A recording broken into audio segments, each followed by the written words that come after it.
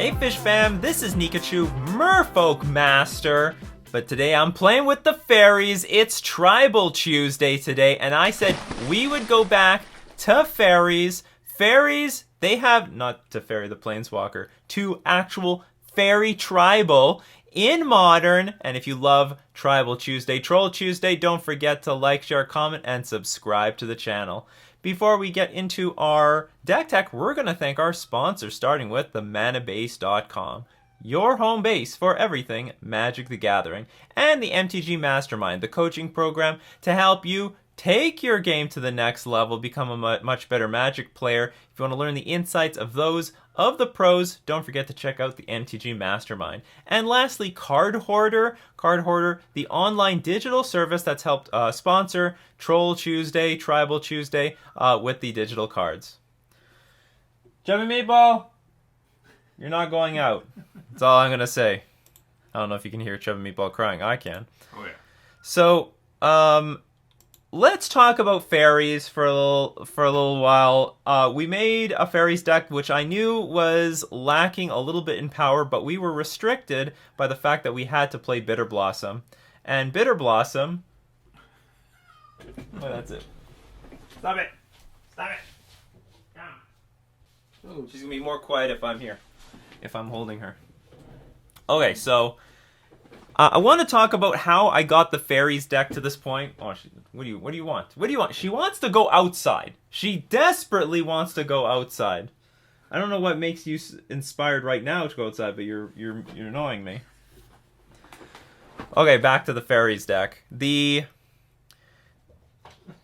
There's a few things in the past. People were criticizing or giving critique about how I should be building the fairies deck. There was a lot of people out there saying, Nikachu, you have to be playing with Mistbind Clique. Nikachu, this is not how you build. If you want to go for like fairy tribal, this is how it's done. And my response is, those decks don't work. They had no results, nothing.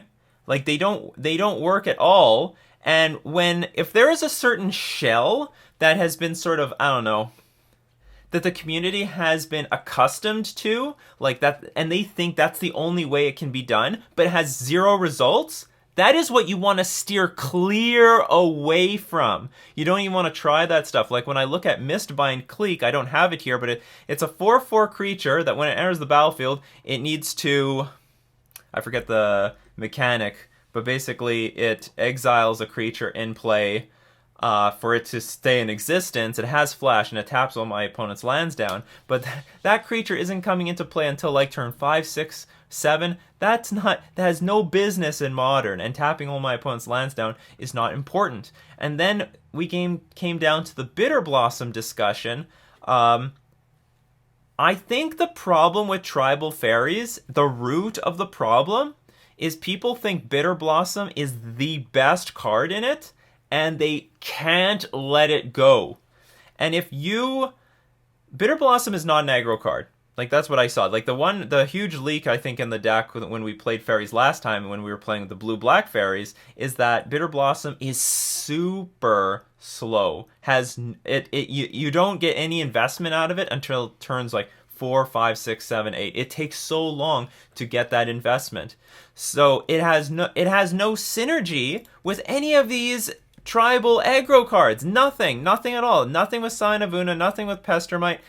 It doesn't work. They don't work together at all. And then if you can't let go of Bitter Blossom and you try to make it work, well, people eventually say, well, you got to play a lot of removal spells to prolong the game. You got to play Inquisition of Kozilek. You got to play a much slower deck, and then eventually you end up with the control deck, which was basically the only thing that ended up being competitive in Modern. But I am saying, you gotta dump the Bitter Blossom. If you want to play like Tribal Fairies, you gotta dump the Bitter Blossom.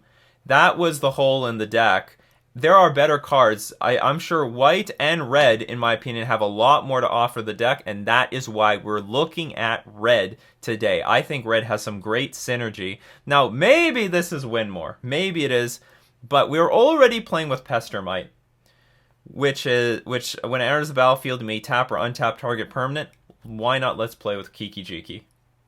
Seriously, this is a random 2-card combo that we can like just win out of nowhere against our opponents. And so the combo is, it has haste. So when you play this thing, you can tap it immediately, create a token that's a copy of target non-legendary creature you control, except it has haste. Sacrifice it at the beginning of the next end step. So the idea is you play this, copy the Pestermite, untap the Kiki-Jiki, and then make another copy and another copy, and you make infinite creatures and you attack your opponent for the win. So that's the combo. Now, what if we don't have Pestermite on the battlefield? Well, we can still get synergy by making infinite counter spells. We can get infinite well, not infinite. These aren't infinite because you don't untap Kiki-Jiki, but you at least get value. You can scry again. If we have 2 of these on the board, we draw an extra card every turn. That's about it. So there are other things that we can target and get value out of. And so I think Kiki-Jiki is worth investigating in the Fairy Tribal deck. Now another thing, Lightning Bolt. This card is amazing in this deck. There's a lot of, as a lot of people commented, and I still think this deck needs a Lord. It like definitely needs a Lord, but it does a decent chunk of damage up to a point, and it would just be nice to be able to finish our opponent off. We can do that with Lightning Bolt, and it of course can target creatures. Most importantly, Stoneforge Mystic, which is very popular right now. So what other access do we get with the red cards? We get Blood Moon. I don't know if this is necessary, and I'm going to be interested to see if this is actually going to work. But one good thing about Fairies is that we don't have a lot of double blue cards. So we've got Fairy Miscreant, Fairy Seer, Spellstutter Sprite, Pestermite, Sign of Una, all cost 1 blue. That's very easy to play a game under Blood Moon when you just have spells that cost 1 blue. And of course we're playing with Aether Vial, so if there is a problem, we can still get the Brazen Borrowers in play. We can still get Hypnotic Sirens in play. What is this Hypnotic Siren? Well, we're gonna get there. We're gonna get there. You slow down. You relax over there. Of course, we've got Smash to Smithereens. That's gonna help us against any decks with artifacts. So we've got I think red has a lot to offer Fairies, and I think it's just a bet. If you're going the Fairy Tribal route, and maybe mono blue is possible now with the new additions from Throne of Eldraine, but I think if it's not enough, I think red is a very good splash. We get access to Fiery Islet, so we're not going to flood out as much. And I've also adjusted the mana base to give us 4 Mutavaults because there's so much colorless in the casting cost of the cards that I think we can, of course, the Mesmeric Glare part of this, and Brazen Borrow's Petty Theft also uses colorless. So I think we can, for threat density purposes, max out on Mutavaults and get the best out of our mana base, because we still can use the colorless here. And there's a lot of colorless here, colorless here, colorless, colorless. Excellent. I moved the Force of Negations into the sideboard because I think we have enough counterspells in the main between Spellstutter Sprite and the new Hypnotic Sprite. So Hypnotic Sprite has it has a counterspell attached to it. 1 blue, 2 generic, counter target spell with converted mana cost 3 or less. So we've got a ton of counterspells in this deck between Spellstutter Sprite, Hypnotic Sprite, and the Force of Negation. But I've pushed Force Negation to the sideboard so that we can focus more on the tribal aspect and the combo aspect, and then if we need to turn into more of a control deck post-board, we do have Force of Negation here.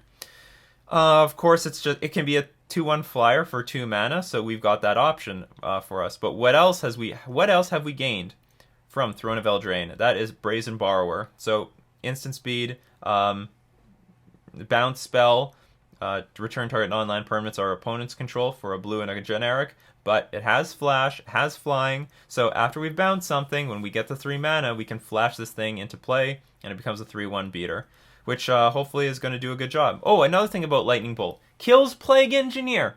Alright, so Lightning Bolt is very versatile, and it beats, like, the most problematic cards that Fairies is going to face.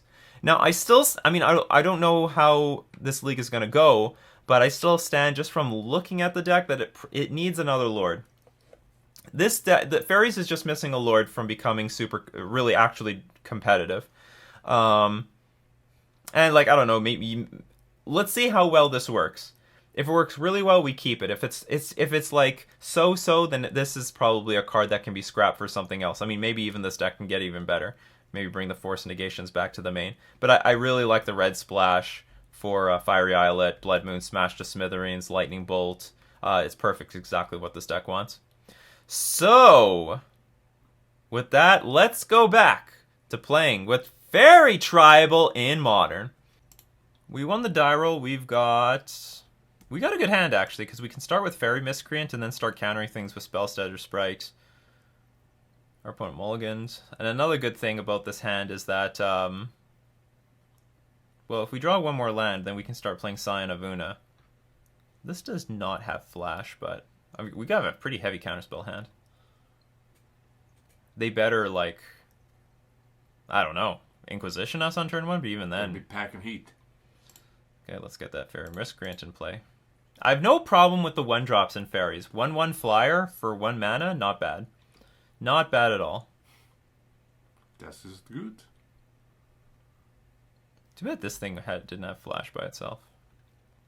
That would put it over the top.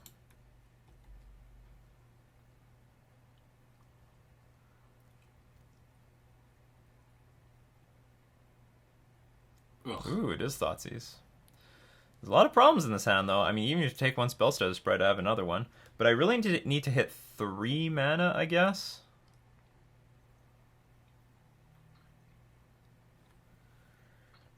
So what is this, Grixis Shadow?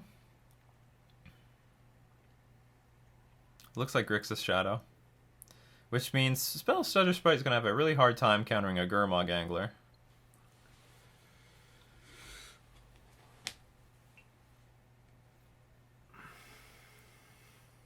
So we can't, like, hold up mana forever thinking, oh, they took the Sign of Una. Okay, that makes our decision easier next turn. Attack for 1 and go. Although the Spellstutter Sprite is going to be great. Great, absolutely great. Against the Death Shadow. All I need is just a Spellstutter Sprite in play to counter it. So whatever they do, I'm just going to counter it. They play Serum Visions, I'm just going to counter it.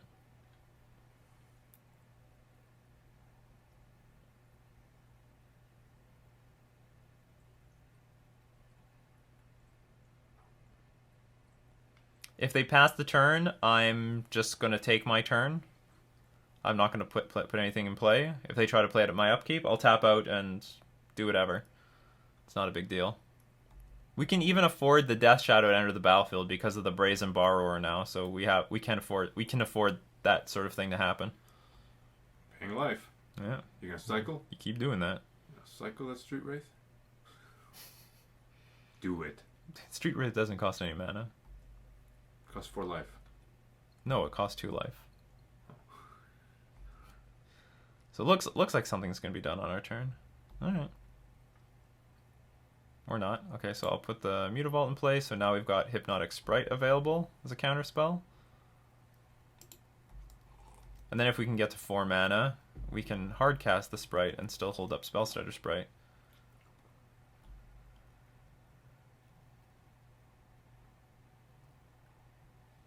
Thought Scour. I think I will Spellstutter Sprite that.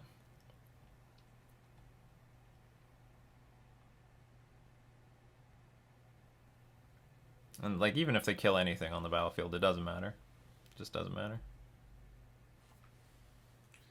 It's based upon how many fairies you have in play? Yeah, and I've got... I can make another one if I have to. Mutavault, yeah. Yeah. So this still gets countered. And even if they put Gurmag Angler in play, that's not a big deal because we do have the Brazen Borrower. Gurmag Angler.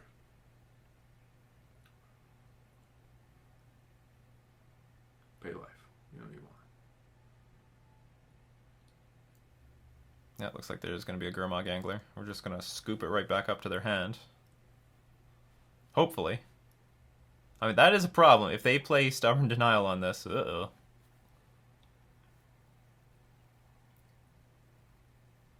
But I guess what we can do is, if we do want to draw a land. If we draw a land, then we can Brazen Borrower it at their upkeep, and then protect it with Spellstutter Sprite.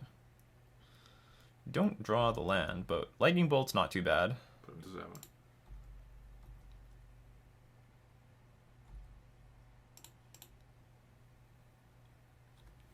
Do I want a borrower?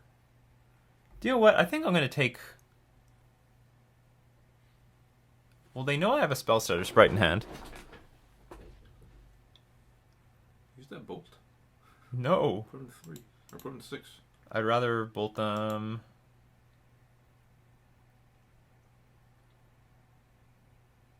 They fetch shock. I'm just going to pass. They might play something that I might want to Hypnotic Siren this turn. I can take a few hits from this Gurmag Angler. It's not a big deal. Big fish. It's a huge fish. And if nothing happens, then I'll Brazen Borrower this thing at end of turn.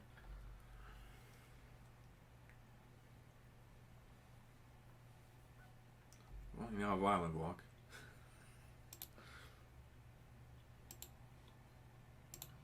Okay, hopefully this doesn't get Stubborn Denied. I could. Don't do it.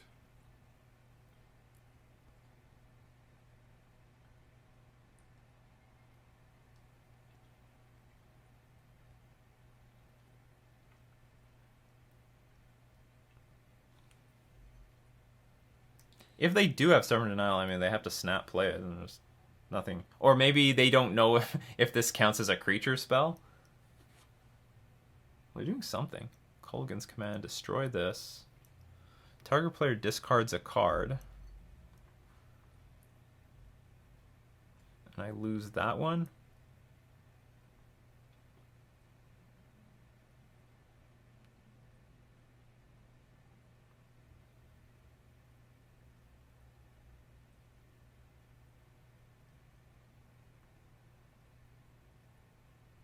Yeah, I can't really do anything about this, so I guess I'll discard the Hypnotic Siren.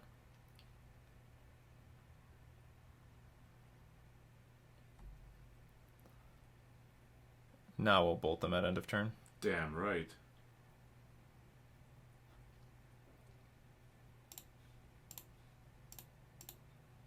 Yeah. How do you like that? Ooh, that's not bad. Could just swing blue. Or do nothing.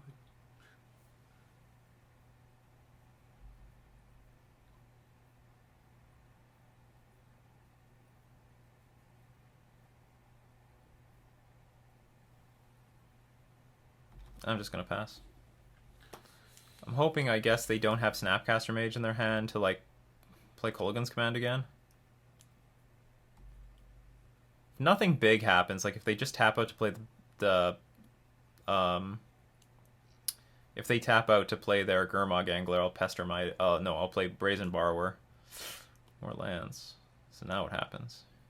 You're gonna pass? If they pass, it's gonna be awkward. It's gonna be awkward. Because it could represent that they have Snapcaster Mage in hand.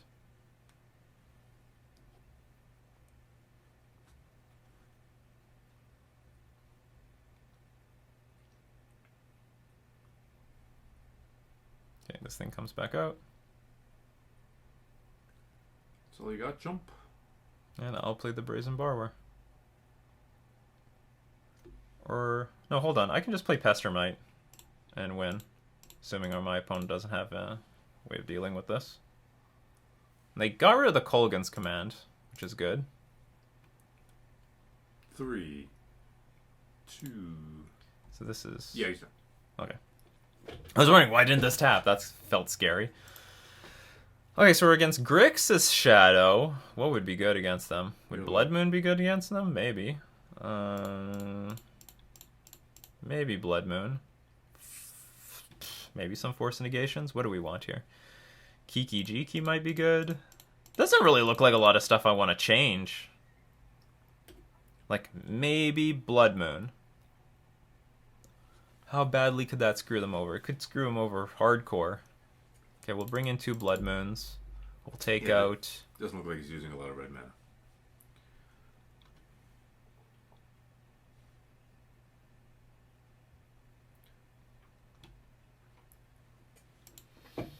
I'm going to stay on the Kiki plan. Looks like a good way to grind out value. The Kiki plan. Take out 2 Fairy Miscreants, I guess. Borrower is great. I mean, all these cards are great. The only so our issue is going to be beating a Plague Engineer.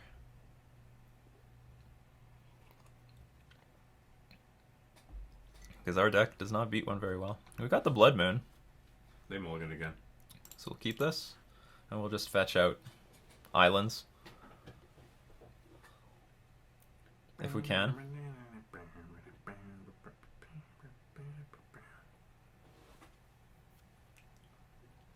Because they usually depend on getting a bunch of shock lands at first.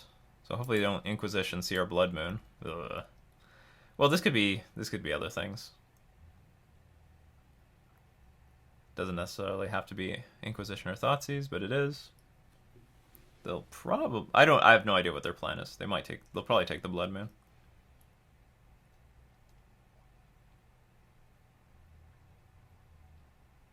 Yeah.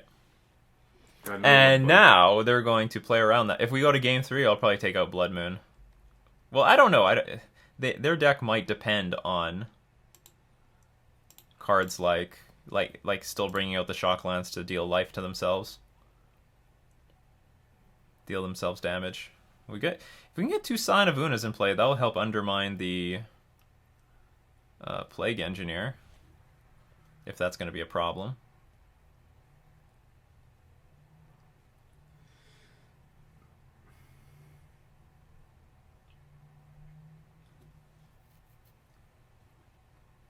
Two cards on top. Goodbye, Sign of Una.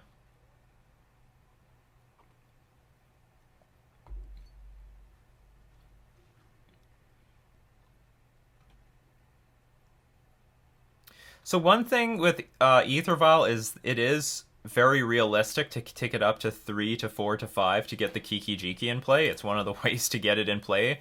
And then with open mana, you try to protect the Kiki-Jiki with Force of Negation or Spell Stutter Sprite or whatnot.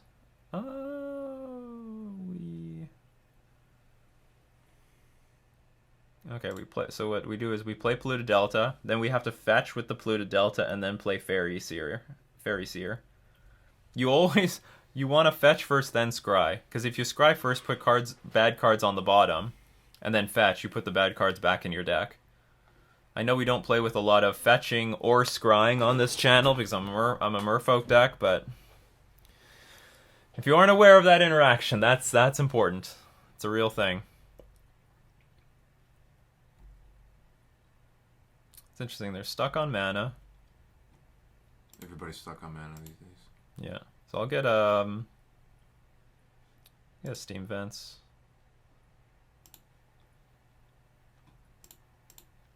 Then play the Fairy Seer. Let's see a Blood Moon. Yeah, let's see Blood Moon. Wouldn't be too bad. Brazen Borrower. It's not exciting, but it's better than nothing.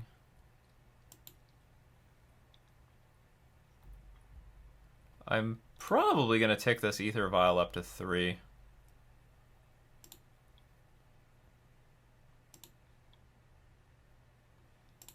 So now we can play the Scion of Una at flash speed. I'll also play Pestermite at flash speed. They have a random card in hand.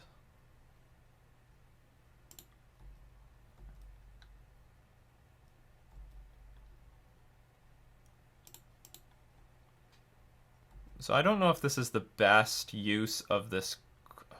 Do I want to play Pestermite? It doesn't look like they can do anything right now, is the deal.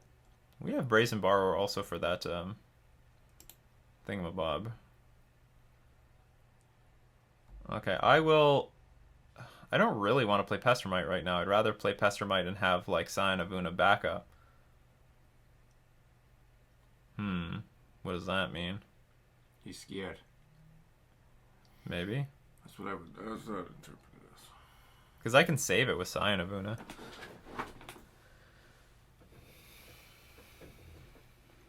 But then maybe Scion of Una dies. Okay, I'm still going to let that happen. And then if Pestermite dies, I guess that's okay. Won't be the end of the world.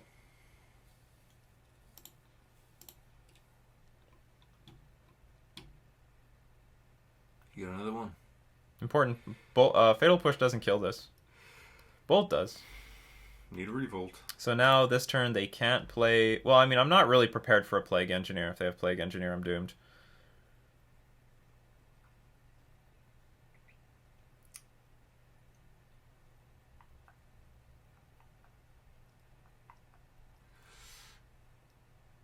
Gurmag Angler. We are sort of prepared with the Gurmag Angler with the Brazen Borrower. So we'll take this thing up to 3. So that we have access to just flashing in Sign of Una. It's not terrible. Now I will... Could they have Force Negation? I guess not. We'll Petty Theft now. Huge tempo swing if this resolves. Hopefully. Yep. He's dead.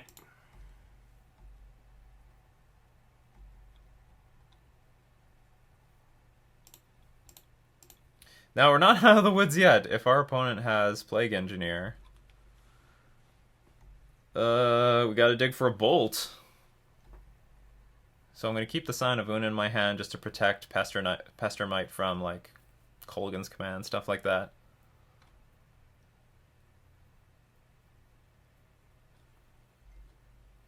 An interesting thing with the Brazen Bar, we're in exile. It cannot be taken from our hand anymore.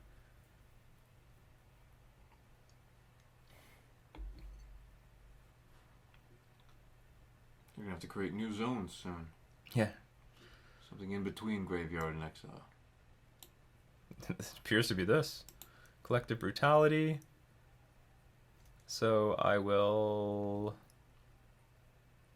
I guess they can kill the Sign of Una in response, but if they do that, then good for them.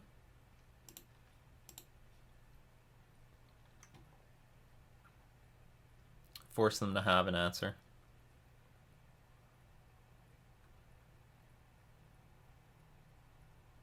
We still have, like, a Fiery Islet in play and a Brazen Borrower anyway. If it's sorcery speed removal, it's no good. Ooh.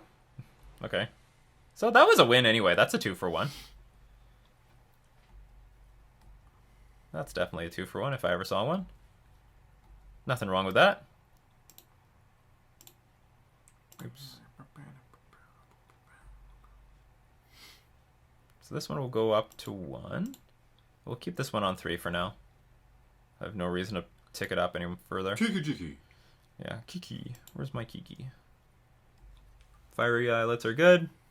But we're probably going to cast this Brazen Borrower at end of turn. We are super in the driver's seat. Brazen Borrower just doing a lot of work. Fairies just doing a lot of work in general. Things coming back. It's like Jaws 3. It doesn't die. I'm wondering, do we just put everything on the battlefield now? Because we can. Might as well. And it all flies over its head. It's worth 5 damage? Alright, let's do it. And I can try to maybe draw into another borrower. Draw into something. This is... Take this one up. Keep the other one on 3.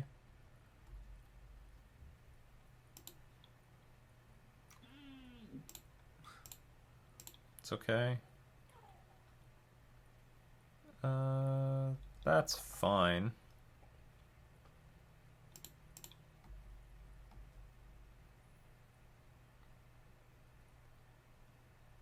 Actually, I can sacrifice this.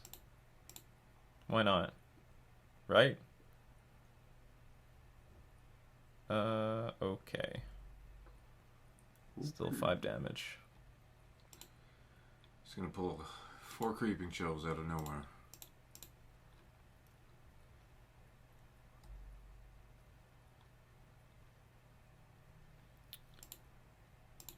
Put the Brazen Borrower on top.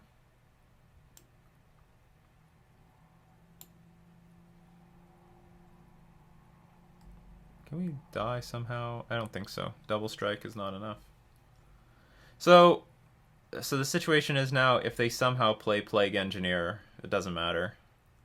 That's what I'm going on. Because we can bounce it with the Brazen Borrower at end of turn, then play Pestermite and hopefully kill them. Oh, we won the match. Alright, Fairies, showing that it has some... It's got game. Fiery Islet, digging through our deck. Brazen Borrower, really a huge boon... Huge addition to this deck. Get out of here. Huge addition to this deck. I mean, basically won us the game. Just bouncing Gurmag Angler a few times. That was a huge swing. And still a body. Still a threat. You bounce it and you play your threat. Beautiful. That's what I want to see out of my bounce spells in my tribal decks. Alright, so that was round 1. Let's get into round 2. We are Venom. Yeah, we won. Did we win the die roll? We did win the die roll. We'll keep this. Hand's a bit awkward. If he's Venom, you're Carnage.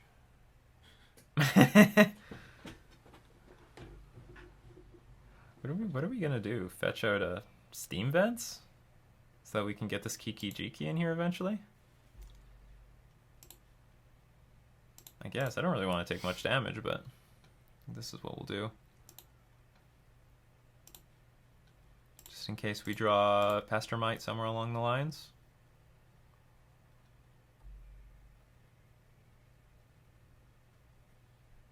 That's unfortunate.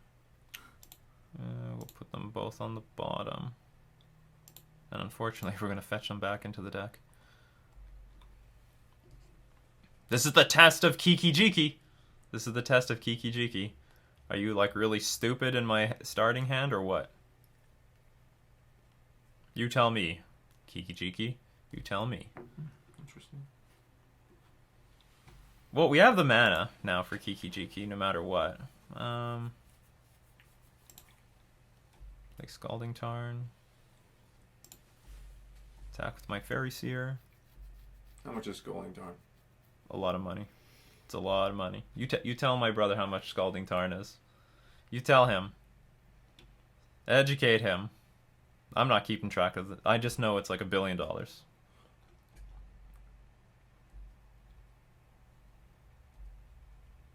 we'll keep fetching out Steam Vents out of our deck. Oh no, I do not want to pay 2 life. That is pointless. Oh!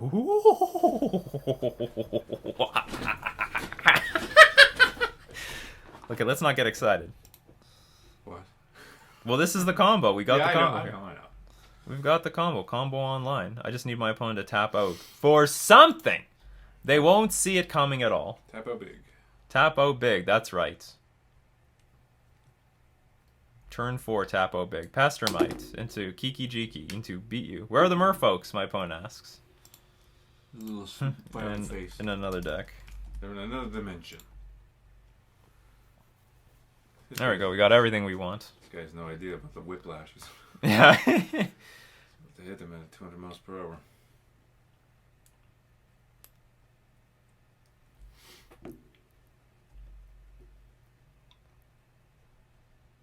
Well, if my opponent doesn't do anything, I'm not going to do anything.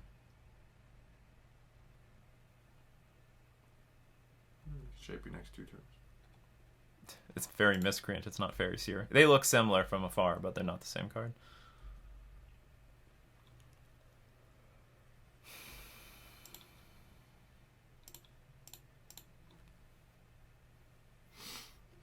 Play Supreme Verdict. Do it. Do it. Do not play Vendilion Click. That would suck. It would spoil everything.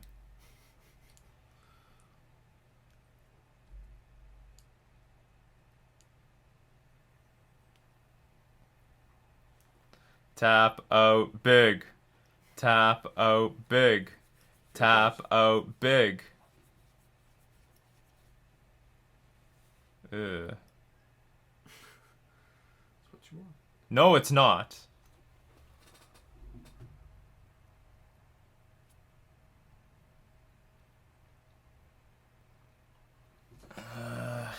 They have to have Path to Exile in hand. Or maybe they have Spell Snare. Well, anyway, I got to do something about this.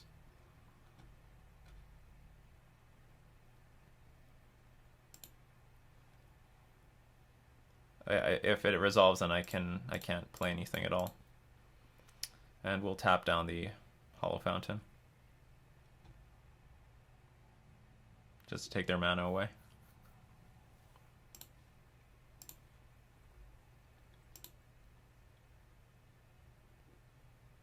And then if they bounce anything, hopefully I can kill the Teferi. I'm sure they have like Path to Exile here. I mean, either way, they could even bounce the Pestermite if they wanted to.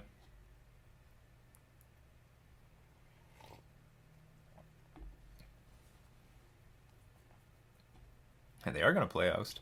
Put target creature into its owner's library, second from the top, and its controller gains 3 life. Okay.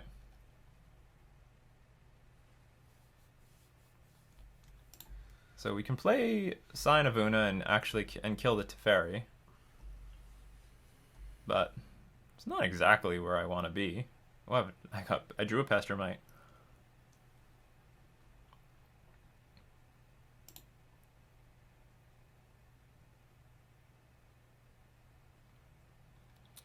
Yeah, this is very awkward, but like this is the only way to kill this Teferi. And I'm gonna have a lot of trouble comboing off. He's on the board. Teferi's on the board, so. But now my opponent could play a Verdict, and it would be a good Verdict. Now Verdict is worth it. If they have it. If it's Stoneblade, then they don't have Verdicts in their deck. Which will end up being very good for us. So yeah, if this is Stoneblade, we're still in a really good spot. If it's Blue Eye Control, though, could be in trouble. Like, they gotta be paranoid. What's all this red mana for? What's it for? We're gonna show them what it's for. It's for the comboing off with a 2-card combo. And look, you get these games where you go long. Jace the Mind Sculptor. You want to sculpt my deck? You want to put the Pestermite on the bottom? Draw 3 cards. I'm gonna do it, Chief. Well, it's okay. So if they put Terminus back on top of their deck, they're gonna have a good turn. Ooh, I don't like that. Oh no, but everything has or how is this gonna work? Not everything has. But hold on. Okay, so if you fetch,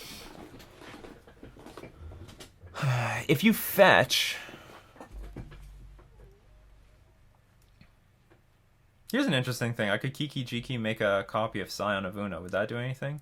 3, 6, 7, 8, 9, 10. It's close to lethal, but it's not. Okay, how does this work? My opponent plays Path to Exile on Sign of Una.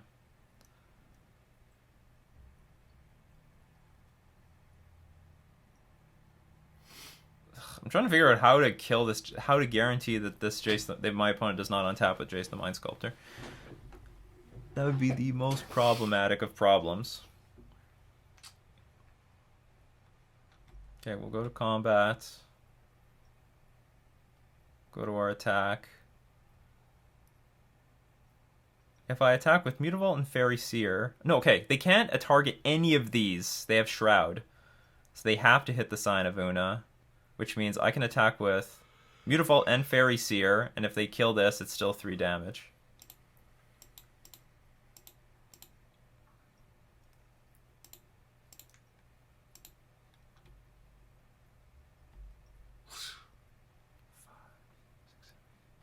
It's close to lethal, though.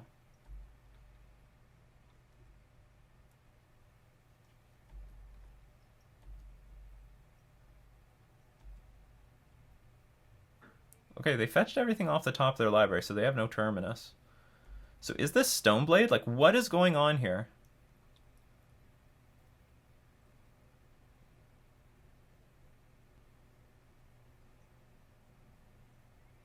I can't tell if this is Blue Eye Control or Stoneblade. Like, Stoneblade is all the rage right now.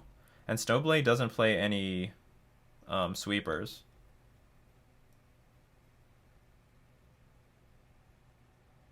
Tap out big. Tap out big. Big enough. This is pretty close.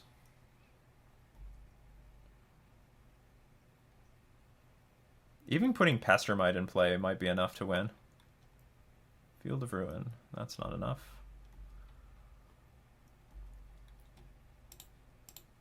They know I have Pestermite in hand because I took the draw step.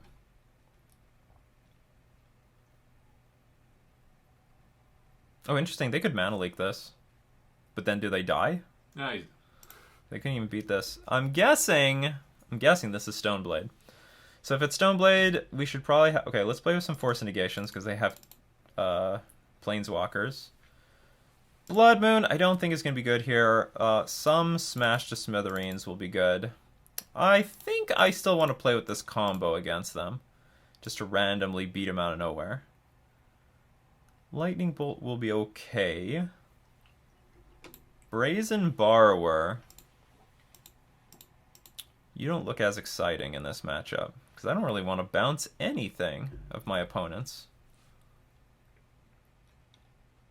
I have 31 creatures. I have to cut some. Maybe it's just some of these creatures, like Fairy Miscreant is, I don't know, dubious. And maybe one Brazen Borrower. Because it's still a good clock in the air. Hypnotic Sprite counters things. Well, I could take out some lands.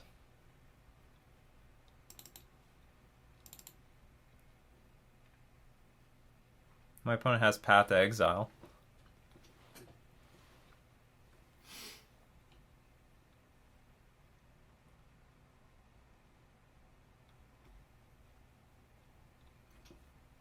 It's good.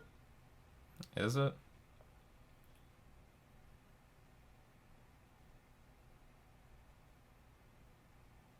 How important is Smash? I think it's important enough. Wish some Kiki twin players could tell me like what would be the weak link in a deck like this. They might say it's Lightning Bolt. No. Bolts are always useful. Oh, is it? They're very versatile. Well, we'll see. Pestermite. Oh, they've got to feel like there was a Kiki-Jiki coming. Too bad we couldn't win with it. Yeah, we can keep this. I'm not thrilled that they'll have, I don't know, turn 3 to Fairy, but we'll deal with it when it happens.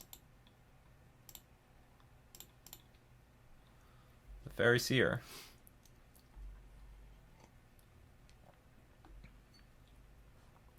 Do we have? We do have it.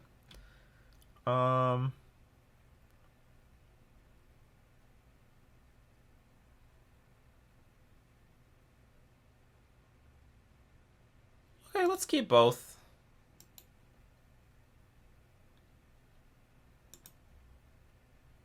Hold on. Take this back. Can I take this back?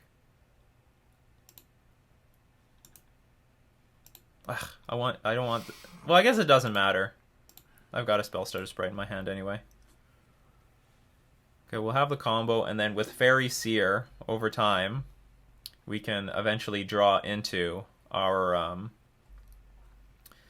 red sources to cast the Kiki-Jiki. We got time. We got time.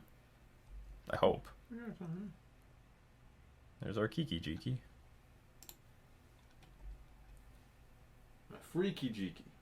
I don't know about that. Get your freak on. I guess Brazen Borrower has some utility against Stoneforge Mystic because you can bounce the Germ token, make our opponent bounce it back to hand, and then replay it.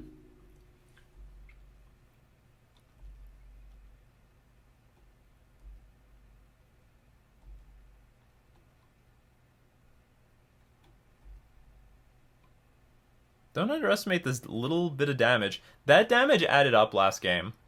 Just attacking in the air for 1 damage, and eventually it got pumped up by the Scion of Una. I totally underestimated it.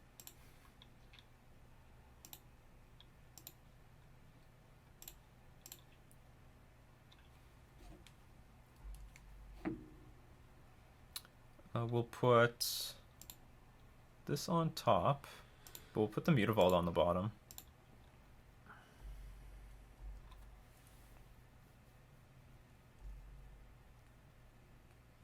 Well, we can't prevent a Jace the Mind Sculptor. Oh, but we can counter that thing. That's hilarious. We're the fairy deck, not you. Fairy versus fairy. Should have done that in response to the Fairy Seer. But maybe they plan on wiping our board out. But then that's if they do play Supreme Verdict. Like, I still think this is Stonblade. Like, I don't know for sure though. It's difficult to tell sometimes these blue-white control lists when they decide to take like a tempo roll. There's Teferi. You're gonna play sorceries against me.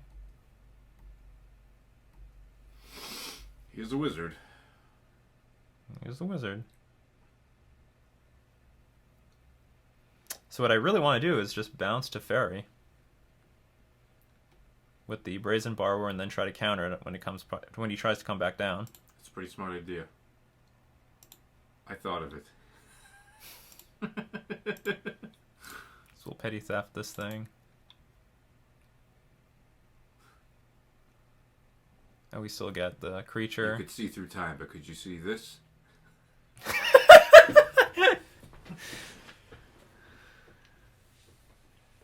Did you see you getting swiped? Looks like he's taking the salt or something. Taking the sugar. Something in a jar. Whiskey in a jar.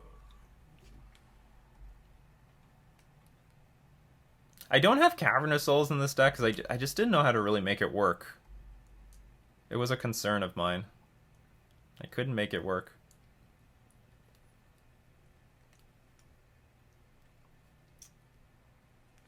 You know something. Oh yeah. I mean, I shocked myself, so. So we have that random Kiki-Jiki win if we need it. Surprise! Are you getting mad now? No spell snare. Not yet, at least. Well, here's the thing. Like, if I get Kiki-Jiki in play, I mean, if I draw the red source right now, I'll just play it. Nope. Not yet. Because the thing is, then I'll just keep copying a spell starter sprite to counter everything that they play for the rest of the game. Like, Kiki-Jiki has more utility to this deck than just comboing with Pestermite. No, we got it. Don't worry. You relax.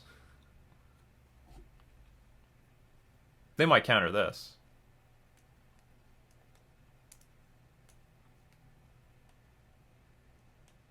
No. Nope, they got no counter spells. They're just totally defenseless to what we've been doing this entire game. You got two things in there. Oh. Yeah, I got two. It's messing up with the client. No, we're not there yet. But we're on our way.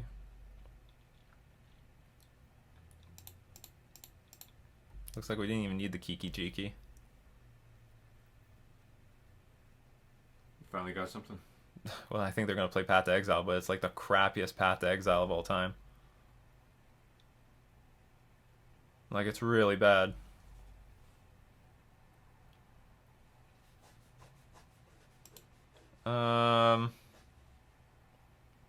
I guess we'll play the Hypnotic Sprite. It's not a really good use of... I mean, I don't like committing myself to this many... I guess it's a control deck. I don't really like committing myself to this many cards on the battlefield, but that's the best use of my mana. Worst case scenario, let's say they hardcast Terminus. We still play like Brazen Borrower. Good game, can't draw any sweepers. Sorry about that. It happens. Honestly, I'm not really sorry. Have some verdicts. I believe it. I believe it. Now that we know that this is the control version, I guess the thing that gave it away was the Detention Sphere. This new clique is gas. It is! It is gas. Look, you know, like in the past, if our opponent just said the new clique is gas, in the past, I would never want an Echoing Truth event, Teferi or any Planeswalker. Now, we have no problem bouncing the damn thing, and we just have a creature afterwards. Our blue opponent, our control opponent, is considering it in the Stoneblade deck. Here's Jace. Sure, you have a Jace. He said good game, but he hasn't conceded yet. Yeah. What's going on? I mean, assuming they play Opt, there's still a chance for them. Or maybe not. I'll play Pestermite at end of turn, tap. Ooh, it still doesn't work.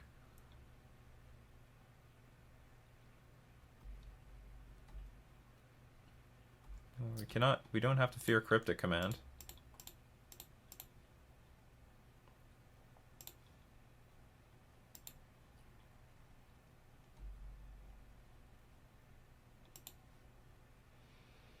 I guess my opponent's conceding now.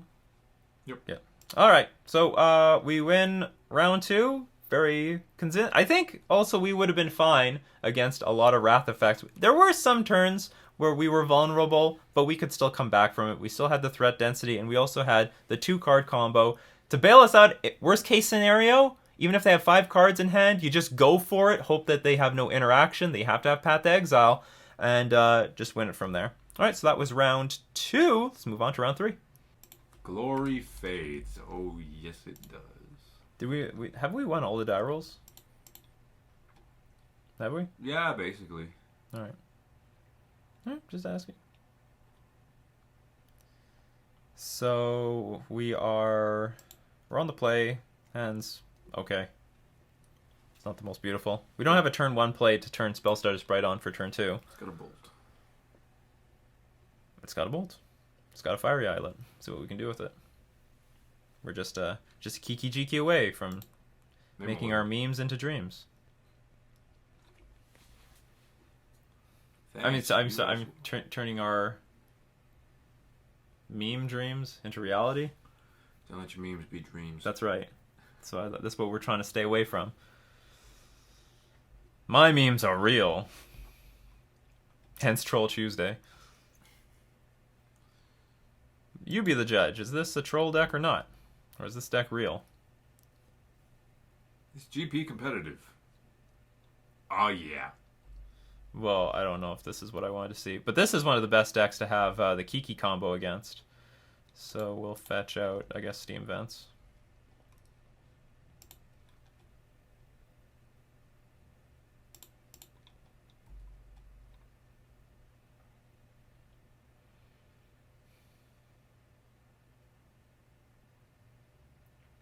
Trying to figure out what land to play. I guess Scalding Tarn. And pass. Bolt his ass. Looks like I'm not going to be able to counter anything right now. But I can Pestermite next turn. Oh! Oh, is this what I'm up against? We're up against Eldrazi. Well, in that case... You should bolt his ass. Is there anything the Spellstarter Sprite is going to do? Like, I think I just have to put it in play.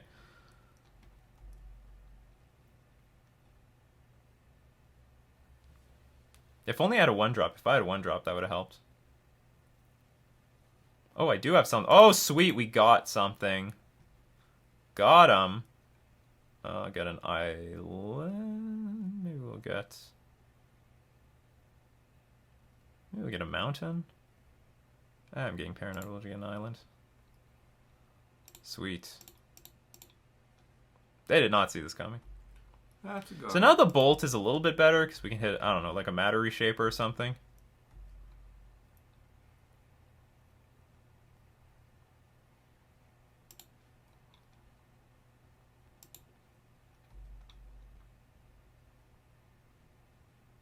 I'll just Pestermite one of these lands.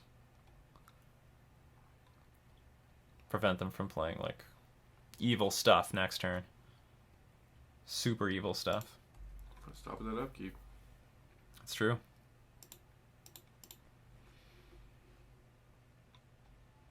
No Karn, no Thought-Knot Seer.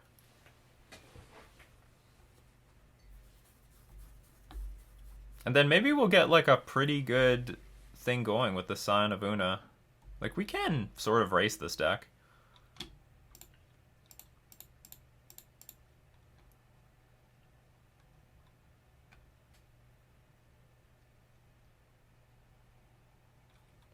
Problem is, right now, I bet they think they're up against some sort of Kiki Pestermite deck right now.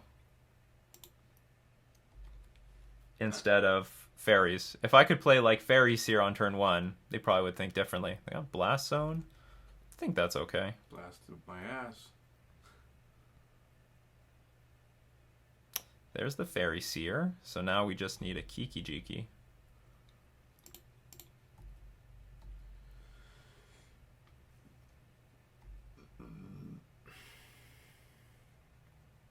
Oh, please try to dismember something. Yeah, he's... That's sweet. Well, they might, unless they can kill the Scion of Una. Flash! If that resolves, that's a blowout. That's a huge blowout. Oh, they got another one? Yep. Yeah, they got another one. Yeah. Alright, well, they paid the price. Still a lot of life that was paid. Blood was shed today. Oh yes, there will be blood. Shape your deck. Yeah, let's shape the deck.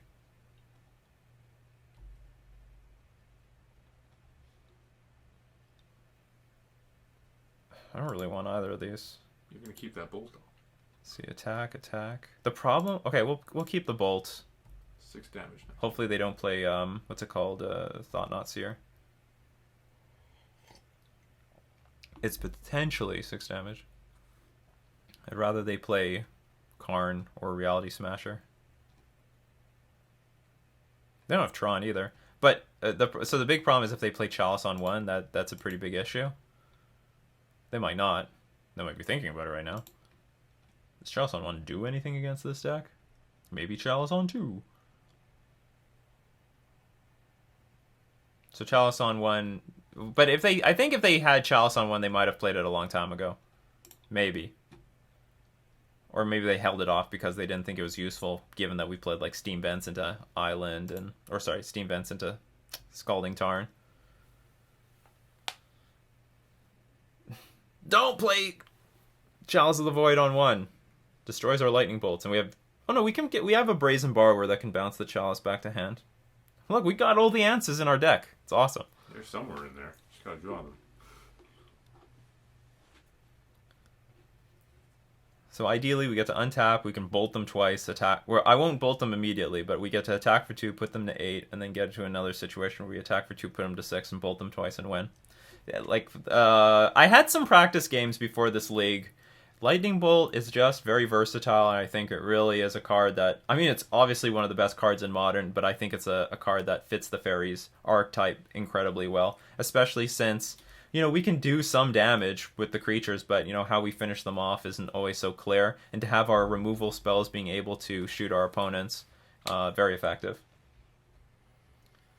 Oh, the Fairies. He's going to time on these 2 colorless mana.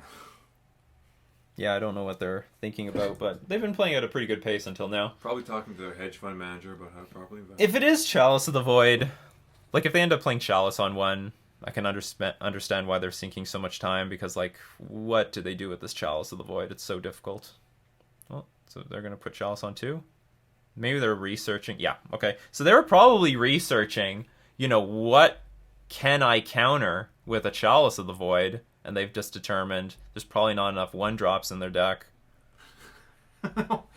Not that they, yeah. He's about to get it. So it turns out Chalice on 1 would have been better. You should spit them out now, just in case he has another Chalice. No, I want them to play another Chalice.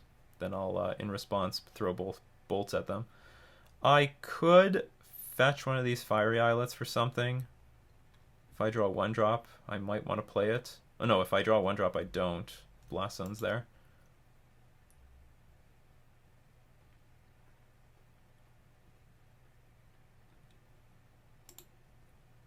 I'll still sacrifice one of them, because I can afford to. If I draw Pestermite, that could change my... that is useless. Okay. And we can't get this thing in... Well, if we draw an Ether Vial, it would be enough. You're dead.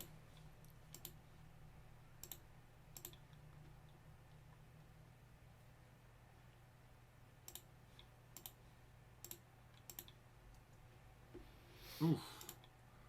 Do you feel that? They thought really hard about it. Could have been Chalice on 1. It ended up not being, so... So... Why is it in pile? So cards, I think cards good here. I think Smash to Smithereens is good here. I don't know if Blood Moon is good. Like, Blood Moon's probably okay. Yeah, I mean, it's going to turn everything of theirs into What's useful. bad? Lightning Bolt's probably bad. I know it won us that game, but they've got Chalice on 1. They'll play it next time, and I probably should shave some of these fairies. I think they have enough artifacts that we can play all the Smash to Smithereens. Hairy Fairy. Now we can play Blood Moon.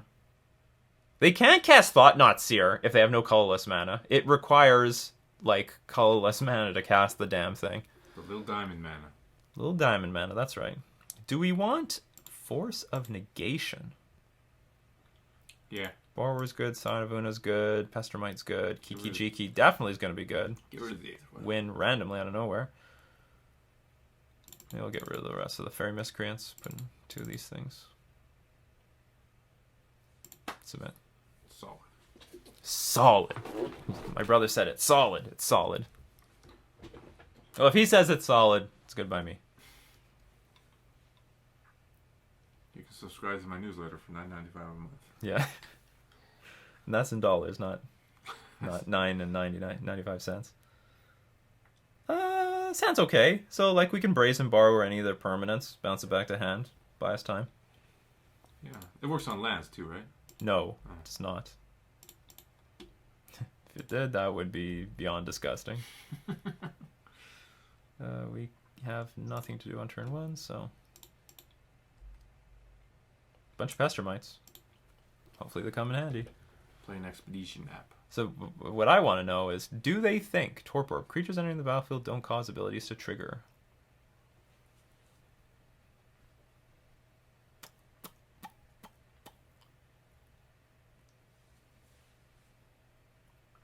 You have Smash to Smithereens. Not in hand. Yeah, but it's in there.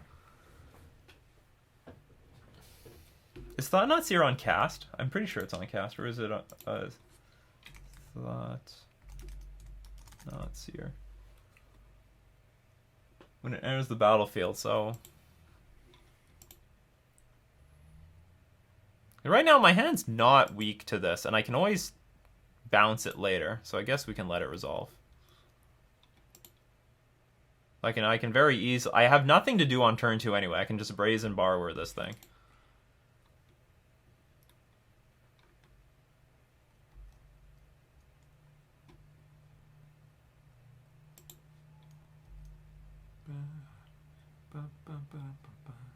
And then on my next turn, Pestermite stuff down. Mm-hmm.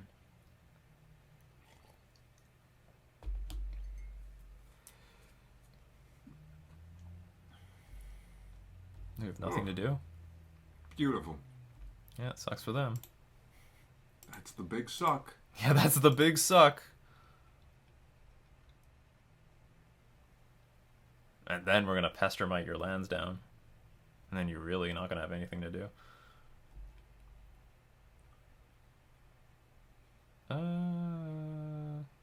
I'll just start playing blue mana.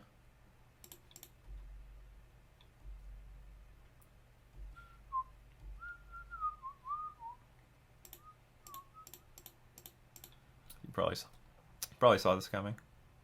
A mile away.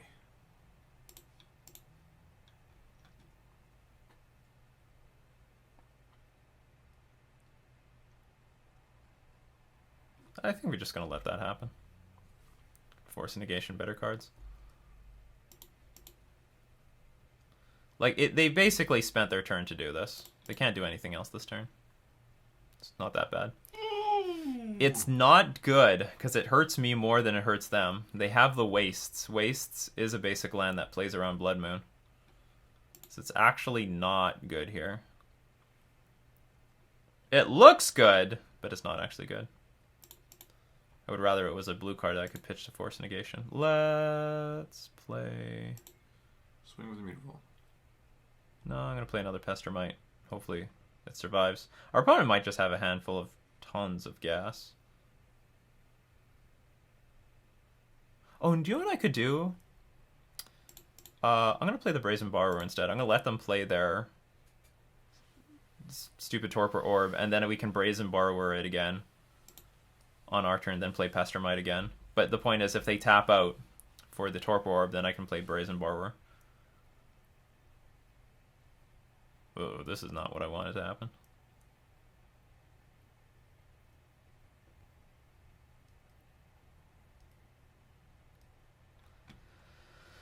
So now, actually we can protect our hand. What I can do is Pestermite, untap one of our own lands, and Brazen Borrower the Thought-Knot Seer.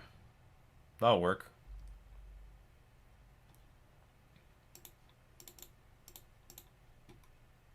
See, you can... Hopefully we don't draw Kiki-Jiki. And that will protect our Brazen Borrower from the Thought-Knot Seer. Whole hand protected.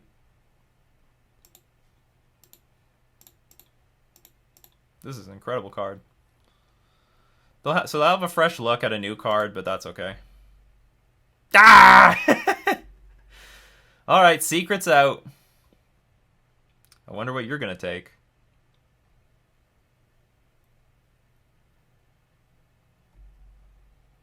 Told you that Blood Moon would be hot. Huh? Took the Blood Moon. But that's a blunder. They just lose now. Have they just never seen this interaction, or did they misclick? They don't, or they had to have misclicked. Well, they're not resigning. Okay. So I guess they've just never seen this interaction. Alright, we combo off. We get to see it.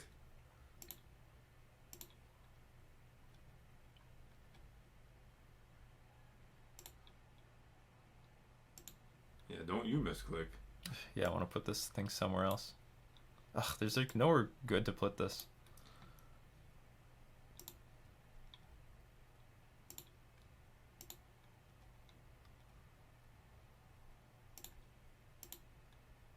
I've got time. We can enjoy our stupid deck. No, he's done. Okay, they're dead. And that's the manabase.com. Get dunked on! Instant replay.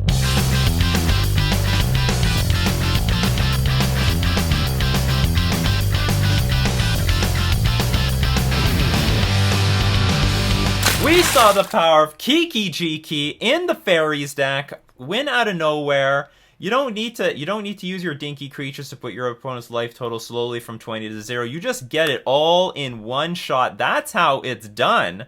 It's exactly as I drew it up on the drawing board. I'm going to be honest, I didn't think we'd actually see it happen. Oh, we saw it happen. It's a picture-perfect image right here. I've done it before, and now you all see the power of Kiki-Jiki with the Pestermite. It's back, and the shell is blue-red fairies. All right, we're 3-0 so far. Let's move on to round 4. So we lost the die roll, but the hand's good. The hand's very good, actually. We've got Ether Vial, Brazen Borrowers all around. We're up against the Steam Vents deck. Fellow Steam Vents deck. But this Steam Vents deck is playing Ether Vial. And by turn 2, we can have Spellstarter Sprite that can counter 2 drops. Can't counter anything this turn, but hopefully they don't do anything. Don't get a white source. It's got the default avatar. They do. Electro Dominance. Well, damn. So what is this? Crashing. Okay, that's not too bad. We've got the Brazen Borrowers for this. We also have built. Yeah, maybe we can bolt. So we are up against what's it called? This Brazen Borrower deck. We are also still going to take some damage. How do we deal with all these?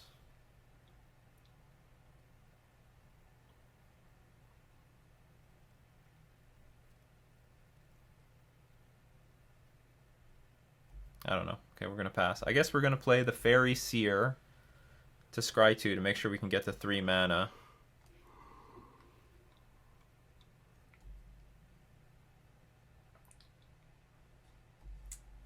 I'm definitely going to have to tap out here. Don't want to, but I will. It's so nice to know that you can just bounce something and you still have a card available. Not card disadvantage at all. It's just pure beautiful. Ooh! All right, we're in trouble. No, I won't. I will not counter that. Okay, so we take 8. Damn. Poof. You know, waiting on this Brazen Borrower has punished me quite a few times now. Okay, what are they doing? Ancestral Vision, Serum Vision. Where's your Is It Charms? I don't know. Okay, so we get we'll get the Fairy Seer. I need to get the 3 lands. Put this on top. Put this on the bottom.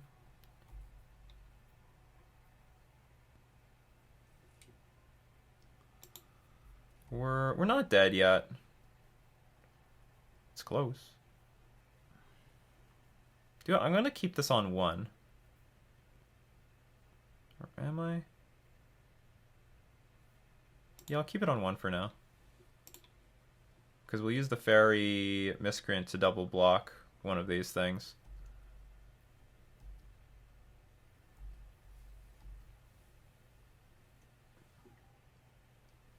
We have to hope our opponent doesn't have any interaction, but that's about it.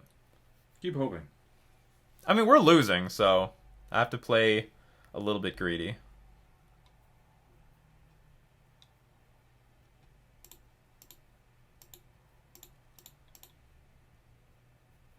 This is probably horribly unnecessary, but I mean, I have to take this line no matter what. Hoping for no removal.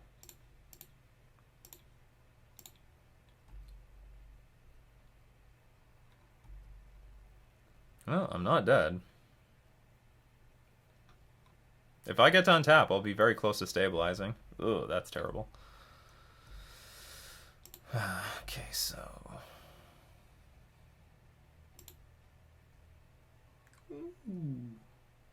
I will attack for 1. You can put him to 9.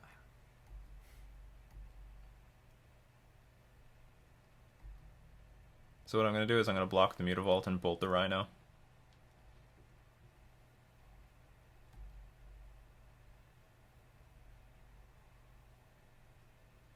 Actually, maybe I should just double bolt the Rhino. I don't know how I use these bolts at all. And I need the Mutavault to close out the game. It's interesting, they paid mana to do this. Sure. And also, if I have a Mutavault on the board, my spell stutter Sprite is probably worth more. We're going to counter that.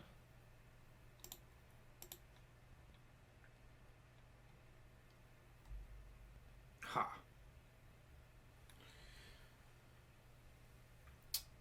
Merfolk needs more abilities like this. I hope they don't have Is It Charm. That'd be a problem.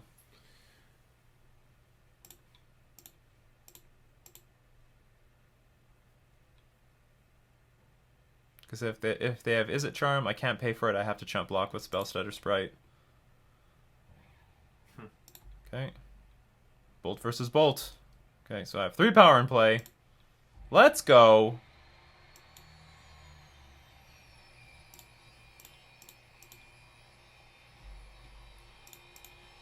Let's do our best.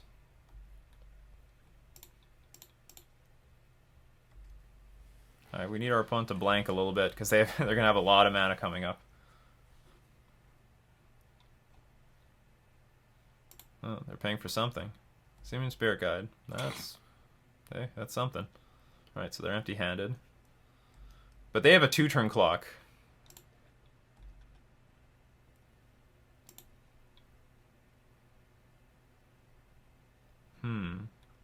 How do I use this? Attack for 4, put them to 8. And I still have 6 power in play after that. Okay, I'm gonna attack for... Flyers. I really want to counter something that they have. And if I don't... Because they've got a lot of... They have a lot of... This actually is a very good card against them. They've got a lot of cards that cost nothing.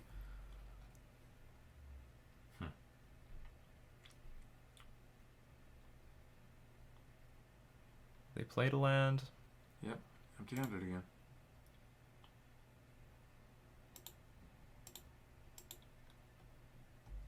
Okay, let's block. It's a fair trade. I don't know about that. So I guess attacking for 4 was the better thing to do. I don't feel very good about playing this card. Don't worry, you got more in the deck. In fact... Come on, Spell Stutter Sprite. That would probably seal the deal. If I could draw a Spell Stutter Sprite.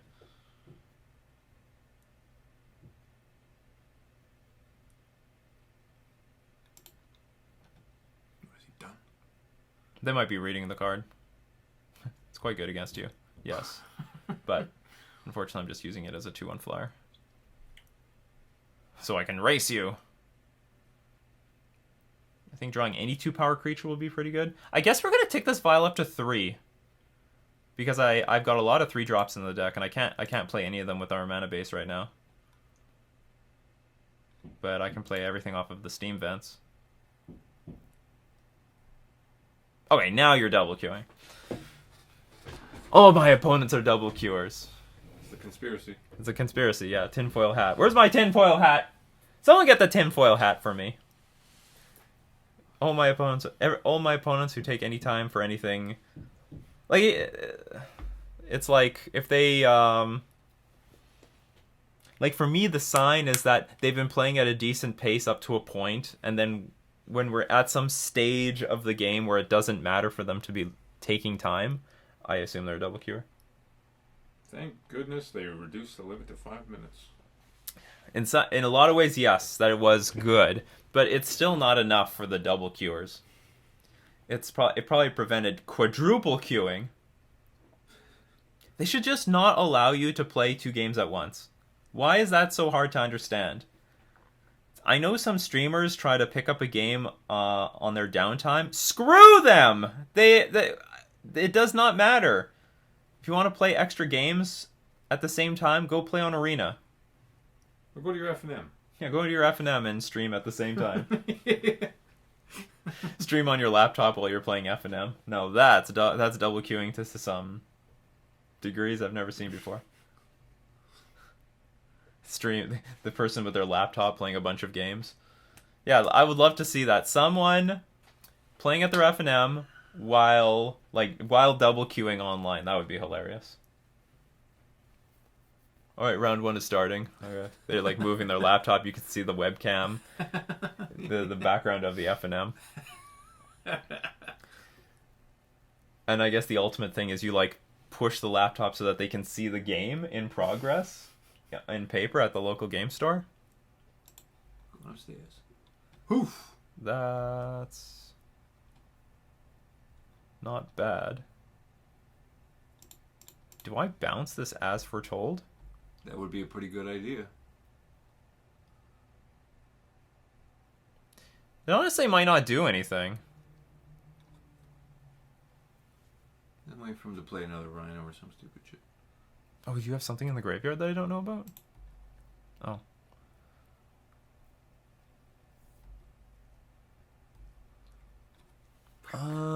So they're just fetching to thin the deck. There's nothing in the graveyard. The thing is, like, let's say they draw Ancestral Visions. They can just replay the As Foretold. Is there anything that they can play for 2 mana that's important? Even if they draw Crashing Footfalls, that doesn't matter. Read the chat. Sorry, cat decided to puke in the kitchen. Hey, I can definitely relate. Yeah, relate. That's the word.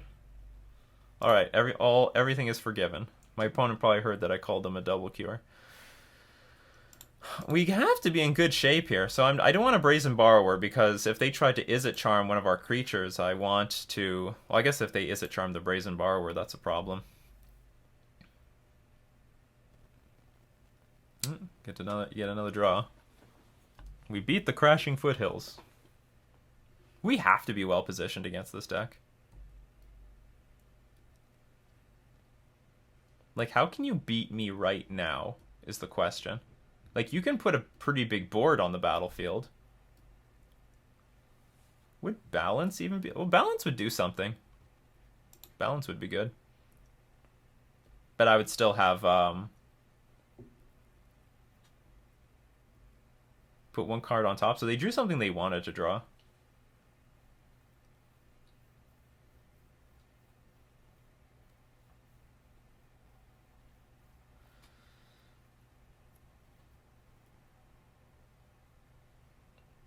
For anyone wondering why I'm not going to Petty Theft the As Foretold and then Violet in play, I can't do that. It goes into exile. I can't cast creatures, or I can't put creatures into play with Ether Vial from exile.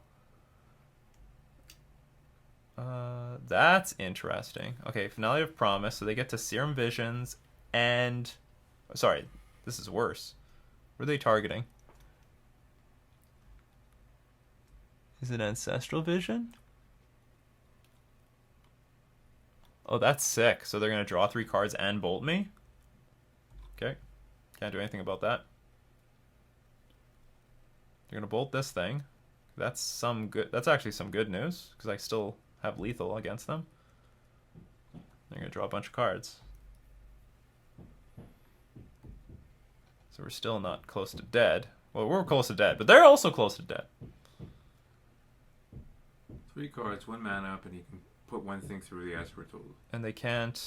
Oh yeah, that's true. They still have As Foretold every turn.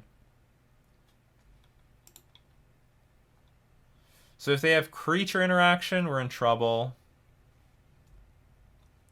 Once each turn. With 6 lands in the deck, this didn't seem an unreasonable option. As here's the Simian Spirit Guide. Simian, yeah.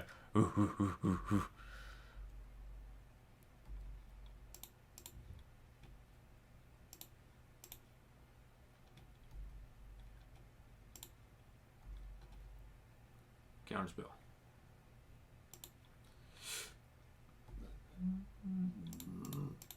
Very Miscreant.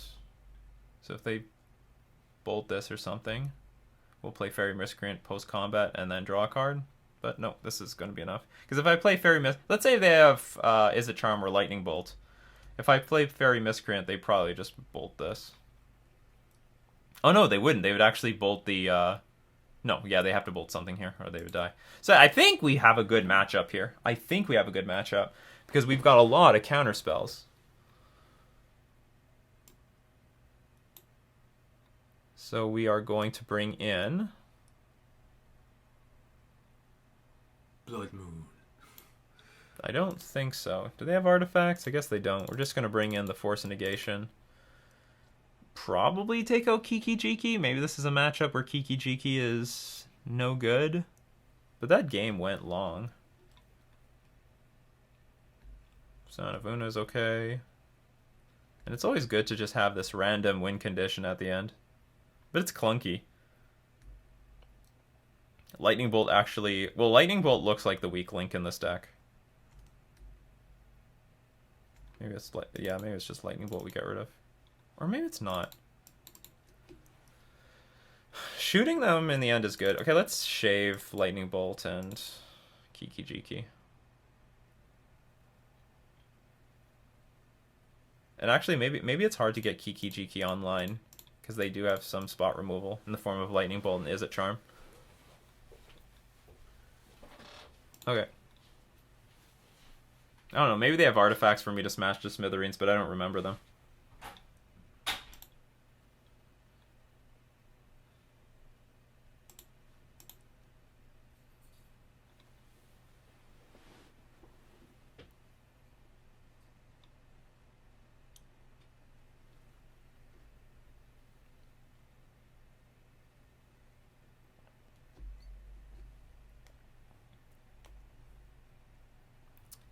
This hand is unplayable. We do not have a single land to play this Ether Vial. They kept 7 cards. This hand doesn't look very good either, but I guess we'll keep it.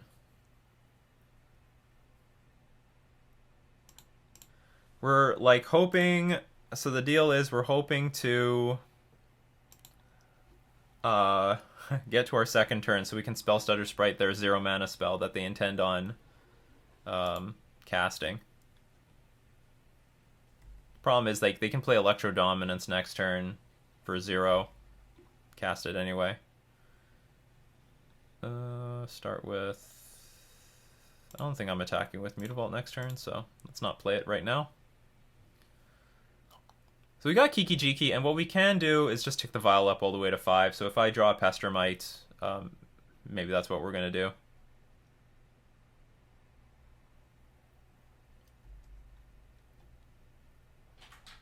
There's the Crashing Foothills.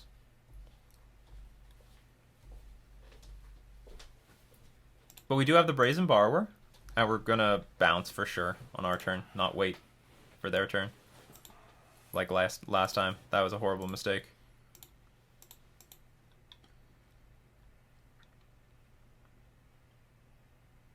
Boing. Oh. So I play around one thing. Alright, what are we hoping for? I take 8. Okay, we can still block a Rhino. See what we draw. I mean, if we draw Pestermite, it changes a lot. Shadows to Construction. Look at that, Simian Spirit Guide. It's like I can't win. I like play it on their turn, they like screw me over. They got rid of an As Foretold. Yeah, so if I played it on their turn, it would have worked.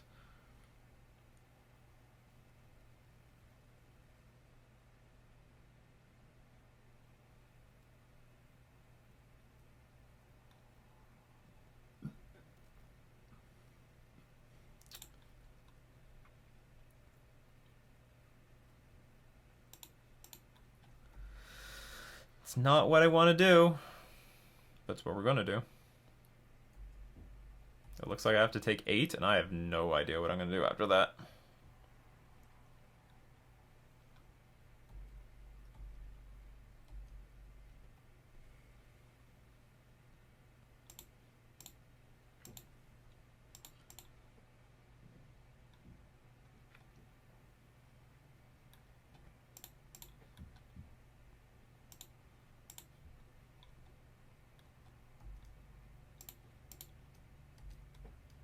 Take 8.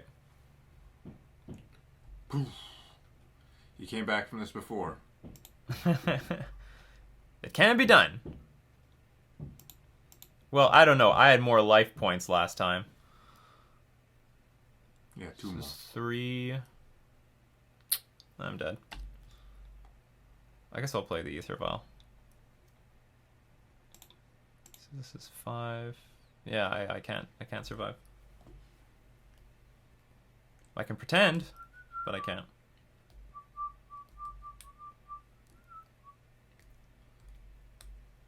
They'll just attack and I'll just resign.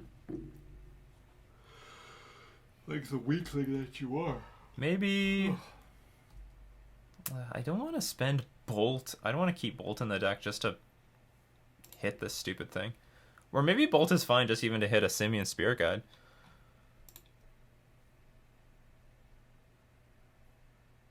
Hold on, is Damping Sphere good in here? Each spell a player casts costs 1 more to cast for each other spell that player casts this turn.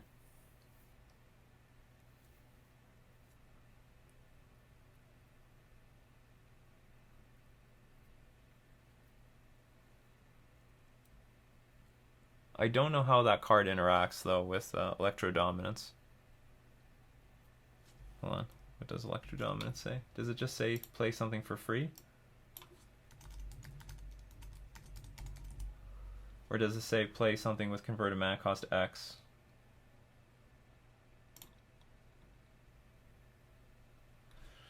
Electro Dominance deals X damage to any target. You may cast a card with converted mana cost X or less from your hand without paying its mana cost. Okay, so you don't need... I don't think you have to pay.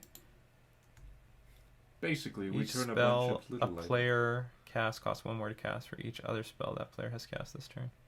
I think it gets around this. I'm not sure. Any judges out there can let me know. Well, we're on the play. Is Lightning Bolt better? Certainly being on the play is going to make a big difference. Because we'll have like the Spellstar Sprite ready by turn 2. We'll just submit the deck as is. We're gonna go 4-0. It's gonna happen.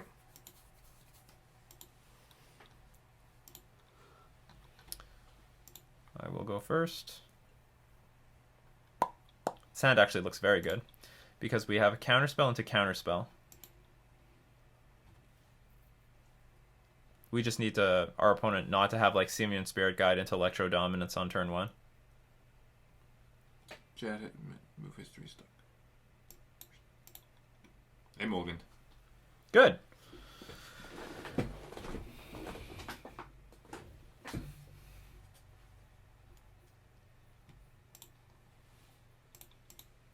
Our mana base is a bit painful, but I guess we're just going to have to live with that. Let's put both on top.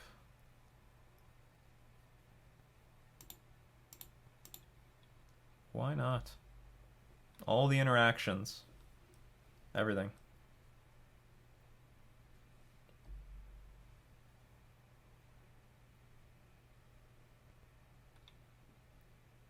Okay, good. They Serum Visions. I was very concerned that they were going to go Simian Spirit Guide into Electro Dominance. Ooh.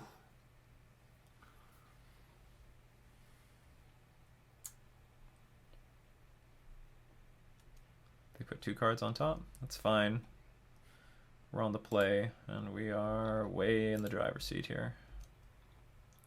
Oof. Just the left and the right. You gonna pay for it? No, I'm not gonna pay for it. I think he's boned. I also think they're boned. I think he is so fucked. Let's see. I think I'm just gonna untap.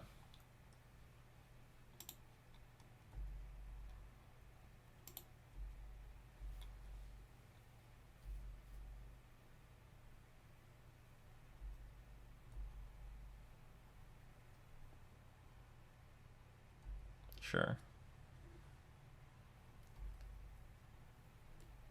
If I get to like 5 mana, I'll start just countering anything. I think that'll be to our benefit. As foretold, let's Hypnotic Sprite this.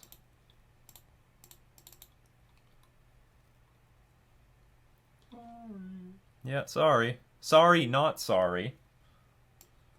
Amazing interaction. So I actually regret playing the Mutavault here, because now I can't play this Hypnotic Sprite. Now if I draw a blue mana source, if I play Hypnotic Sprite, I don't have Spellstutter Sprite up. Supreme punishment. Ah! Damn it. Ugh. I should attack with Mutavault here. Or maybe not. I can leave up Force of Negation. It's probably not the best thing to do, though. I think you have all the protection you need. Doesn't pay for it. What's he building up to here? What was that 6-card hand that you kept? Throw a bolt at his face? Yeah. Let's just throw it at their face. It's probably the most mana efficient thing I can do right now. Love it. I'll play the Hypnotic Sprite.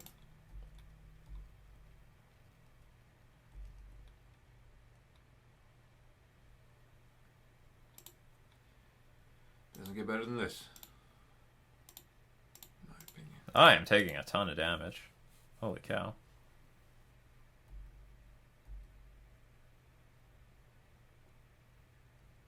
Sure.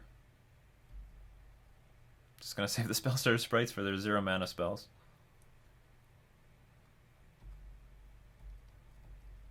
Now I think we can start attacking with Mutavaults.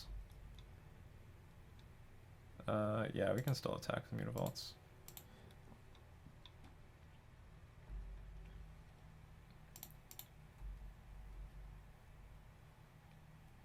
We are the control deck. How dare you? You can say no. You can say no and then throw a bolt at his face.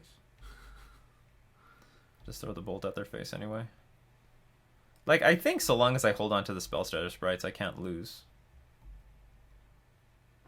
Like, I have 3 counter spells in hand. They've got 3 cards in hand. Place a land, doesn't do nothing. Oh, they're going to try to do something. They know that I've got something going on here. Like, the way I'm playing so cautiously. Like, they know I've got a counter spell. He just doesn't realize how bad it is. Yeah, they don't realize how many counter spells. Why am I doing this with 17 lands? Should go down to 16? Well, you would have won by now, probably.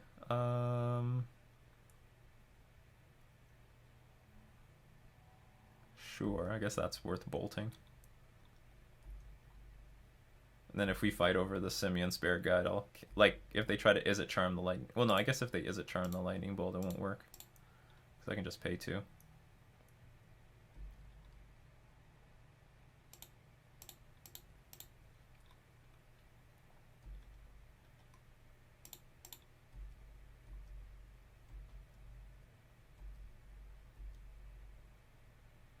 How do I lose? It's a very good question. Keep drawing land. My opponent's complaining that they're drawing too many lands. Well, I'm not. I'm not complaining.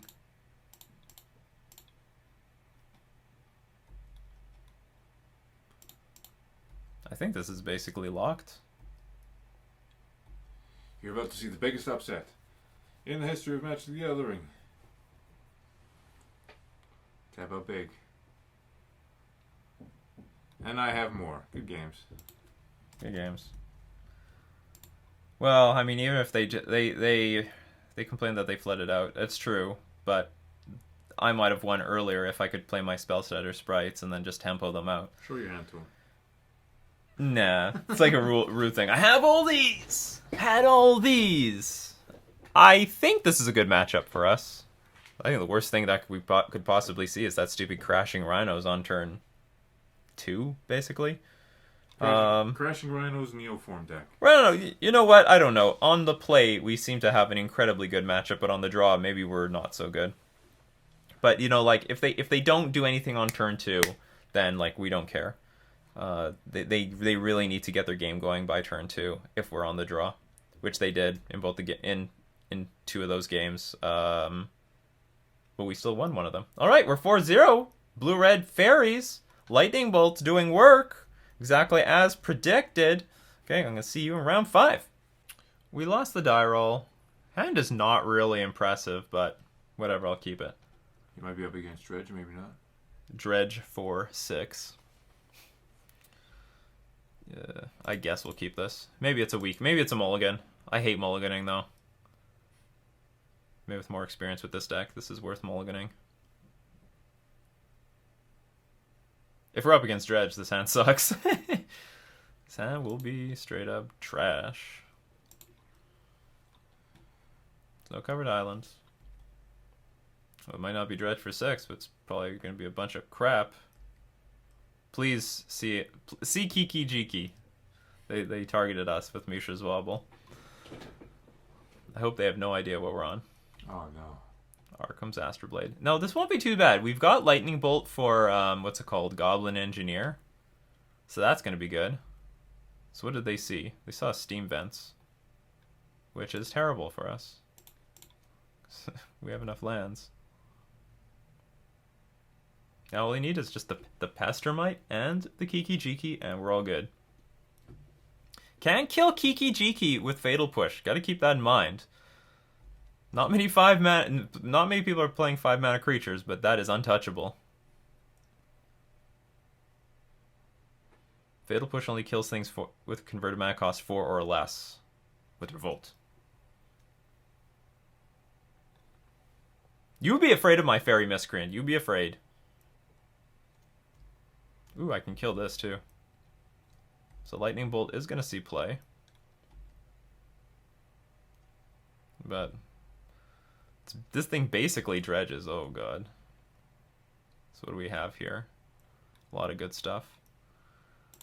Pay 2, yes. This card, it's a Merfolk, but it was a fucking mistake.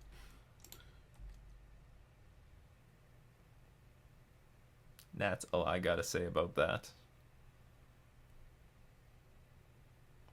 So we're up against the Word deck. Here's Sai. Oh, this card just destroys us. Oh man, we can't even beat this card. Why? It creates 1/1 flyers. We finally met our match. Sai's a big deal, and we can't even kill this thing.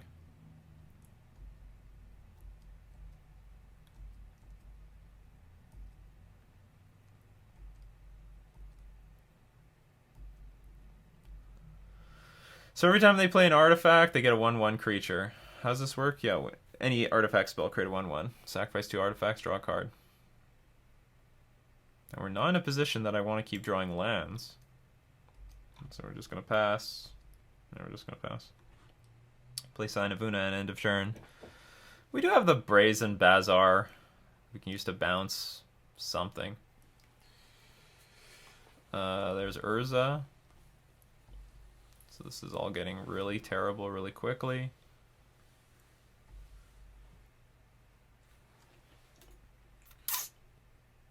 Well, looks we like went the end of the road. Going 4-1, not bad. Hey, you know what? This isn't over. We were on the draw, and they have a very good hand. And really, the only thing I'm concerned about is this Sai. It's not even played in all the in the word decks. Like, I don't care about the rest of this garbage.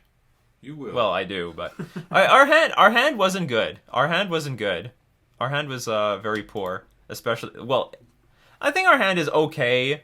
It's definitely on like the poor side, but it was very bad against this exact deck. Very bad.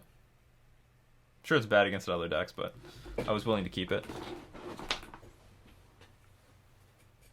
There's nothing wrong with Lightning Bolt. Nothing wrong.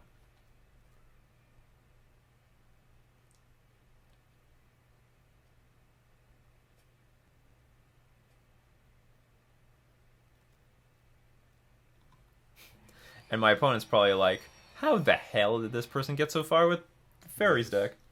I just see a Fairy Miscreant on the battlefield. What is this crap? Look at this, 1/4 creature? Why does everything have to be a 1/4 creature? Why does I mean, I'm pretty happy that Emery's like just 2 mana. Look at that, first Mox Amber deck. This is probably a good Mox Amber deck. Now there's like a density of legendary creatures to use it, especially Emery. Finally, someone figured out Mox Amber.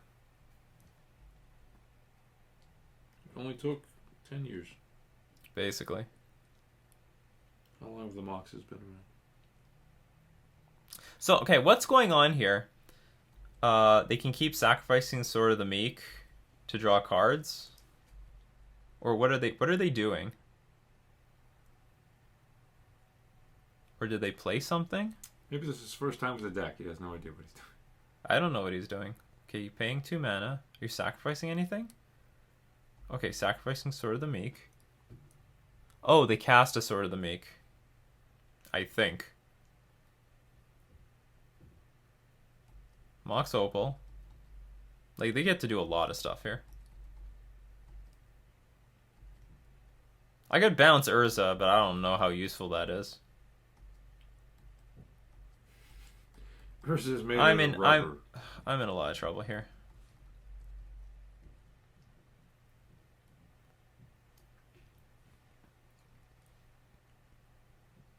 My opponent gets to just basically draw through the deck until they can find the Thopter combo, I guess.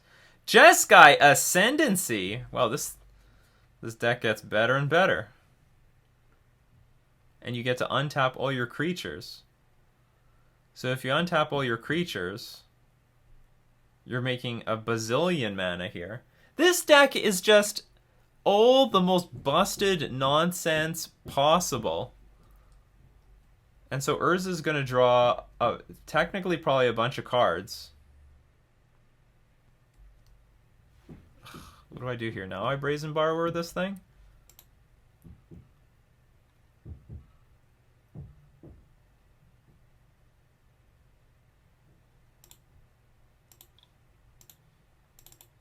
Like, they're most certainly winning here. If I don't do anything about this right now.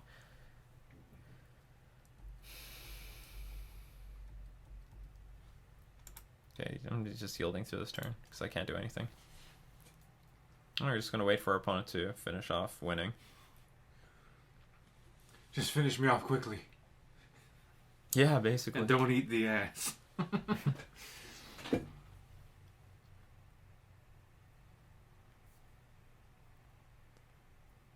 Otherwise, they would have a ton of mana. Like, they certainly would just draw a bunch of cards off of Urza, and every single time they draw a colorless card, they just play it, untap everything.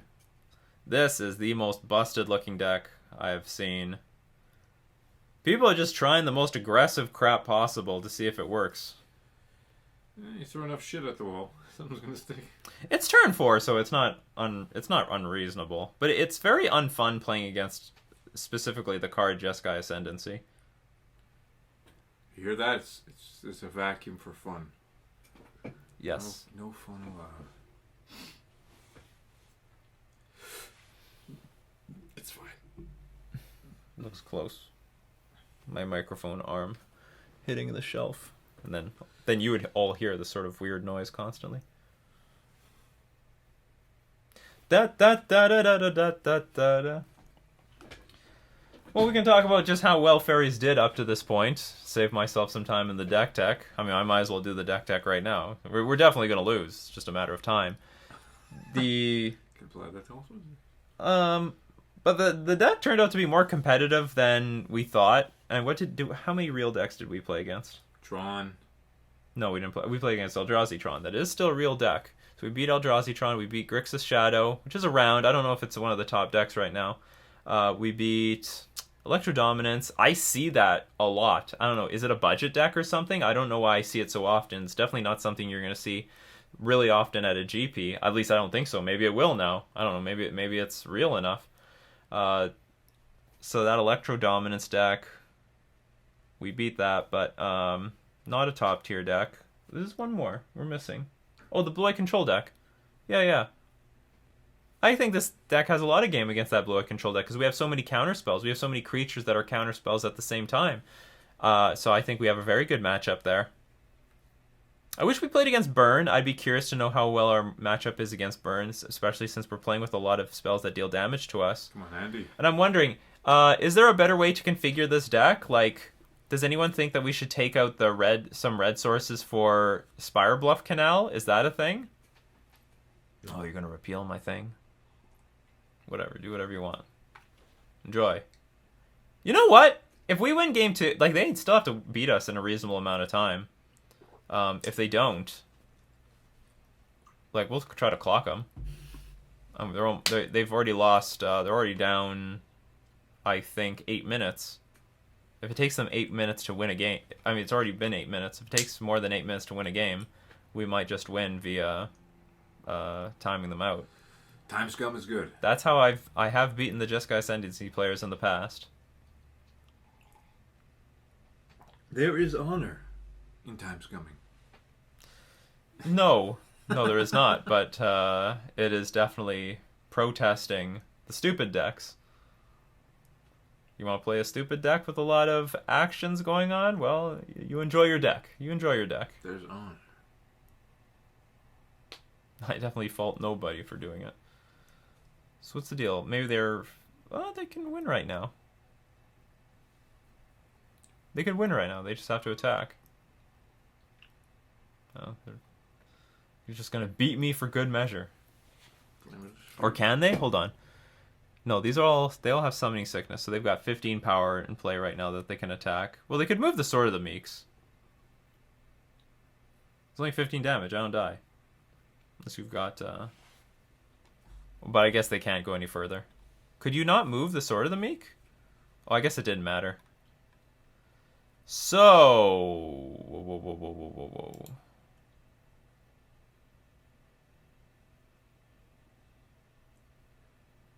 We'll have a Brazen Borrower that they know about.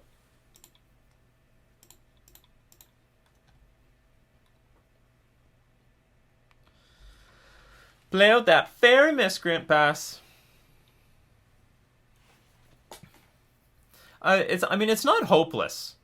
If we are on the play, we might still have good game against them.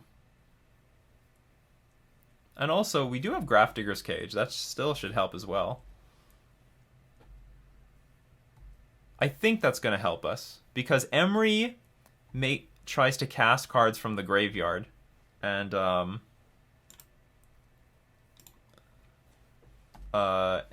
yeah, Emery tries to cast cards from the graveyard, and if you can't cast it from if you can't cast it from the graveyard, what does Urza do? Oh, he sits on his arse. Shuffle the top card of your library, and then exile the top card. Okay, so Grafdigger's Cage isn't going to do anything about Urza because you're casting from exile. Blood Moon is not going to be good. Damping Sphere. Maybe this is the moment for Damping Sphere. Each spell a player casts costs 1 more to cast for each other spell that player has cast this turn. That actually looks useful. Okay, Smash to Smithereens. Your time has come. Force Negation. I think your time has come. Probably this is where we're going to remove the Kiki-Jiki combo. I have a lot of things to remove. Players can't cast spells from graveyards or libraries. Creature cards in graveyards and libraries can't enter the battlefield. So this only plays around Emery. How much room do we have?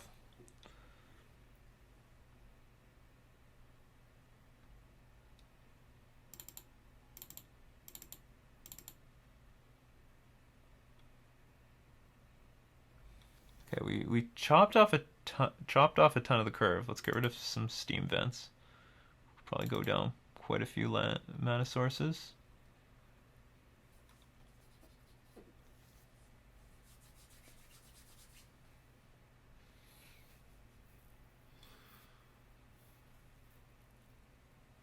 It's very scientific.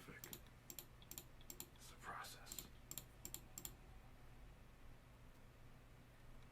Maybe I'm wrong. Maybe we still want Kiki-Jiki so that I can get... Like, one of the biggest problems is getting through all those Thopters. Like, how do we attack through them all? And the answer is actually Kiki-Jiki. He has his untapped combo, you have yours. That's right. But what do we get rid of? Brazen Borrower? This card sort of sucks. Hypnotic Sprite, I think, is good. It's counterspell. Maybe we can get rid of one what does Lightning Bolt kill? Just Emery. Maybe it's too narrow. Maybe we'll just keep 2. I'll get rid of 1 Borrower. 26 creatures. You can have 300 cards in the deck.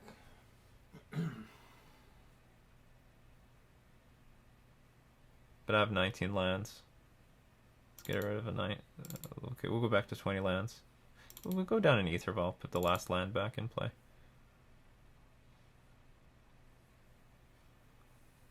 I don't know. I don't know what to do here.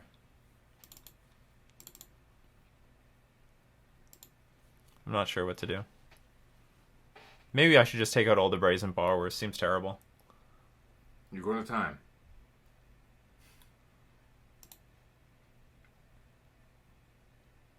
Yes, we can keep this.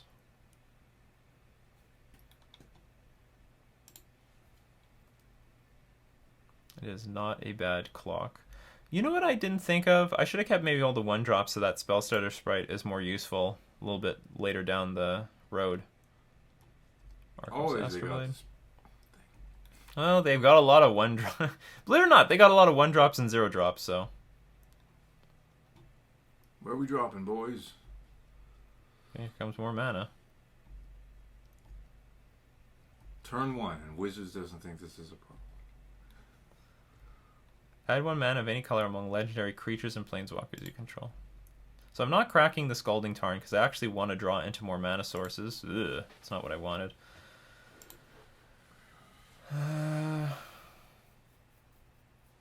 I guess I have to play this now. And we'll just force negation, pitch a Scion or something.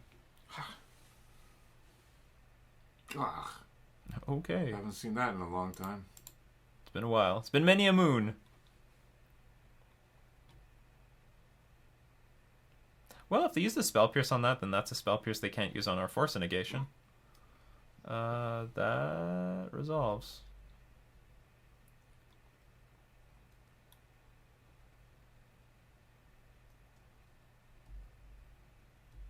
Not even sure what I'm trying to counter here. I guess Jeskai Ascendancy. It's the most important thing.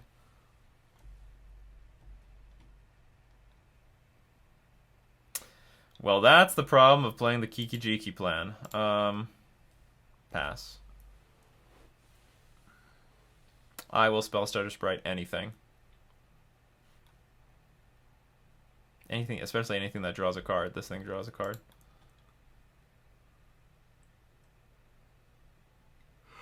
With Urza? That's a problem. This guy just slow the fuck down.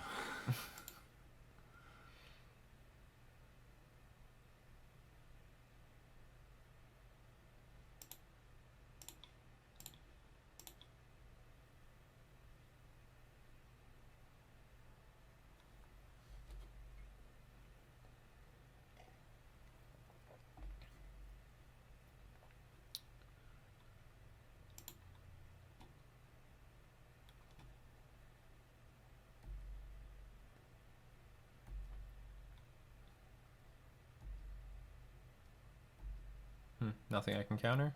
Okay.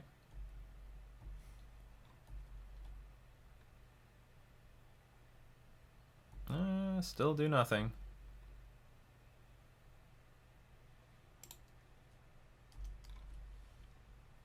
Pass the turn. Well, now I can counter a 2-mana thing. Because I can tap the Mutavault, activate it, turn it into a creature.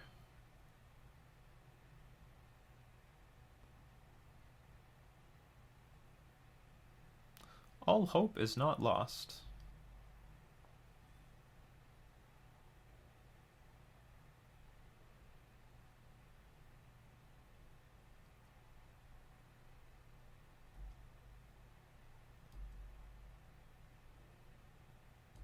Sure.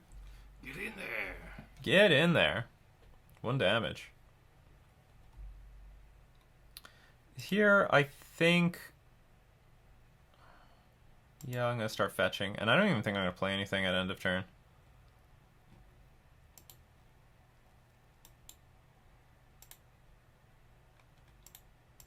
Keep my life total as high as possible.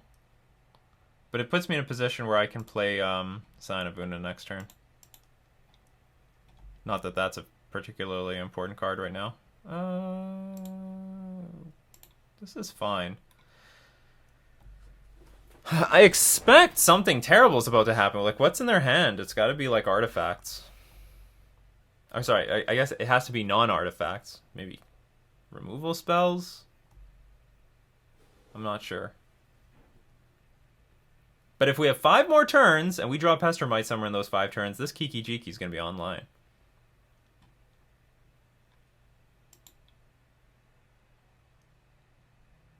There's Inventor's Fair.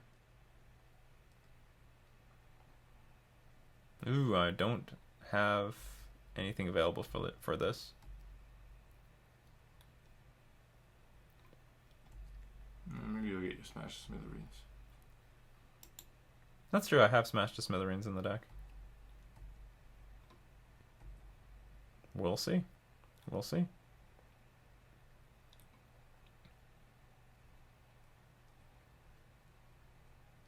I'm not sure what I'm hoping for. I guess I'm hoping for a Pestermite.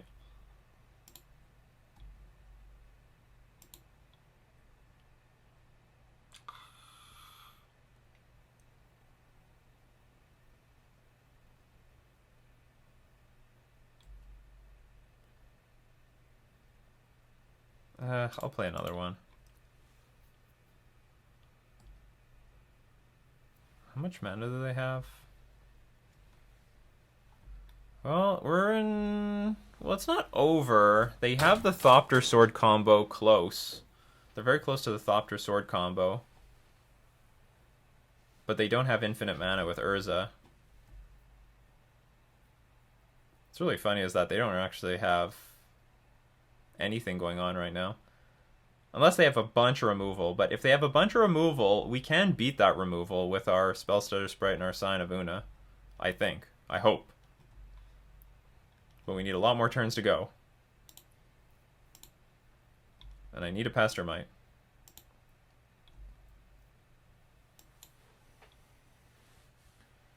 Everything depends on Pestermite soon. I could just hardcast the Kiki-Jiki and then start, like, I don't know, copying Spellstutter Sprite over and over again. Not a bad idea. It is not a bad idea at all. It is a perfectly reasonable idea.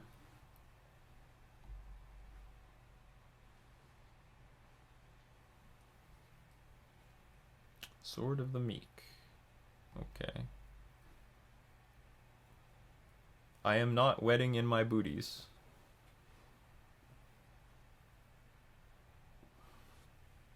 Yet. Give it That's right. I guess I'll let this resolve.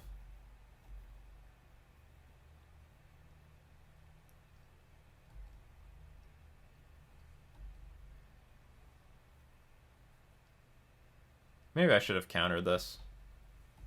So I had a blocker up.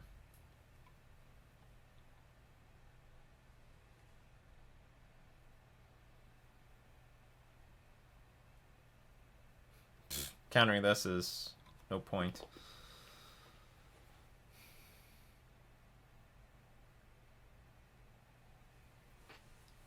Actually, there is a point. Then they have to sacrifice their Mishra's Bauble to get the Sword of the Meek back.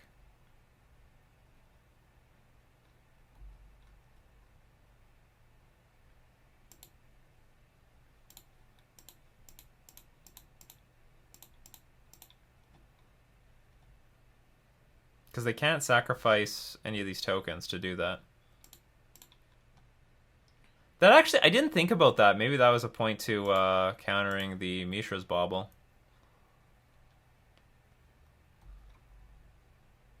Then that keeps their non-token artifact count very low. Okay, so they do this. So they're gonna make a bunch of tokens.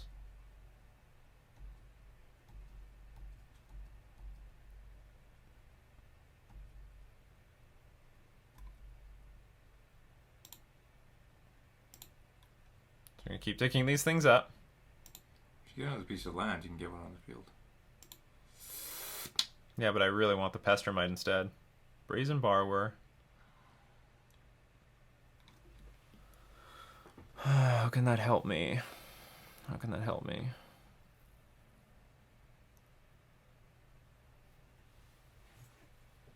It can't. Not very well, at least. Okay, we'll just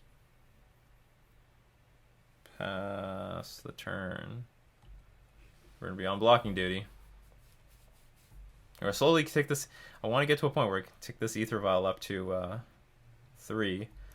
And you know what? I don't need to play Pestermite at end of turn. I can just, like, Kiki-Jiki. I can play Pestermite and Kiki-Jiki on the same turn. I just realized that. I don't know why I didn't notice that before.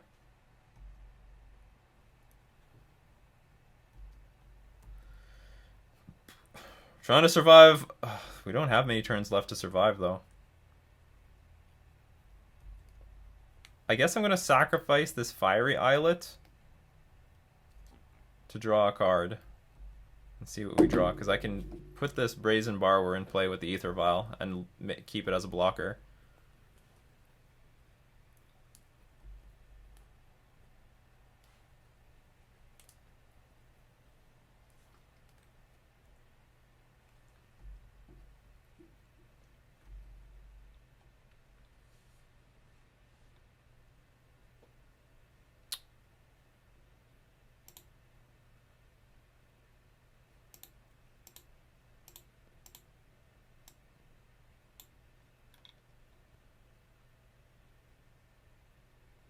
Okay, interesting.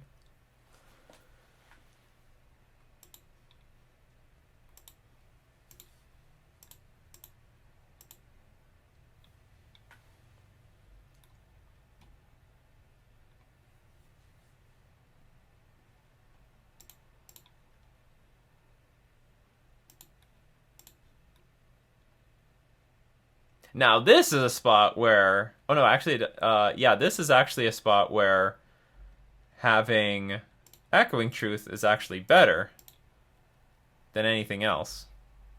So this is going to be for 5 damage.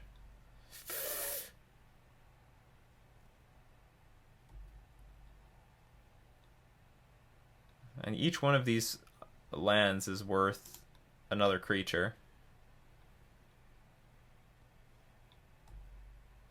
1, 2, 3, 4, 5. How do we get out of this? I don't think we do. I don't think we do. And I don't know how to improve this matchup. If anyone has some good ideas, I'm all ears. Well, I mean, well, we have Smash to Smithereens. We have Smash to Smithereens. That would have worked perfect. You just need more of them. You know, okay, I think I should not have sided out the 1-drops so that we could maximize our chances of having Spell Stutter Sprite on for 2 by turn 2. That was probably a mistake. I should actually side out all these Brazen Borrowers.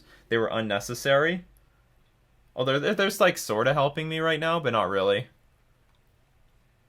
Curious to know what our opponent's mentality is to do this right now while we're tapped out.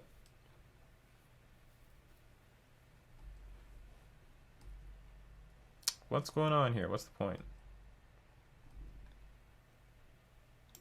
So we have to tick this thing up. But do we have to tick up the other one?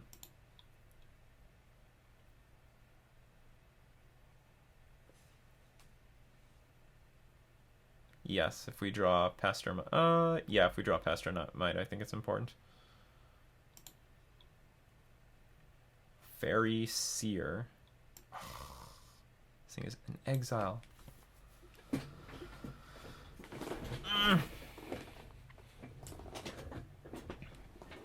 I think it's over. Oh, you think?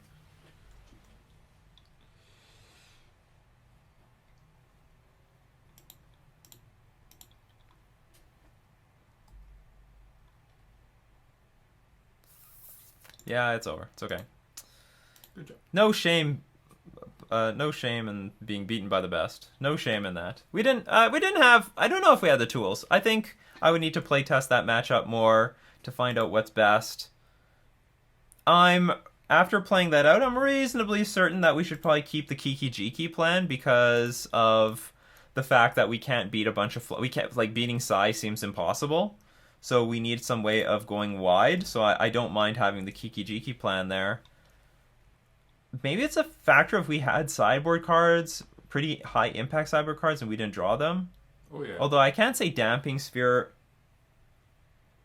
would have done anything to the Thopter Sword combo. However, if we drew Smash to Smithereens, or if we had a 1-drop early enough so that we could Spell Stutter Sprite the Thopter Foundry, that could help. So I think if I were to change our plan, we would bring in 4, 3, 2, so that is 7, 9 cards. Take out all the bolts, take out all the borrowers, take out 1 land.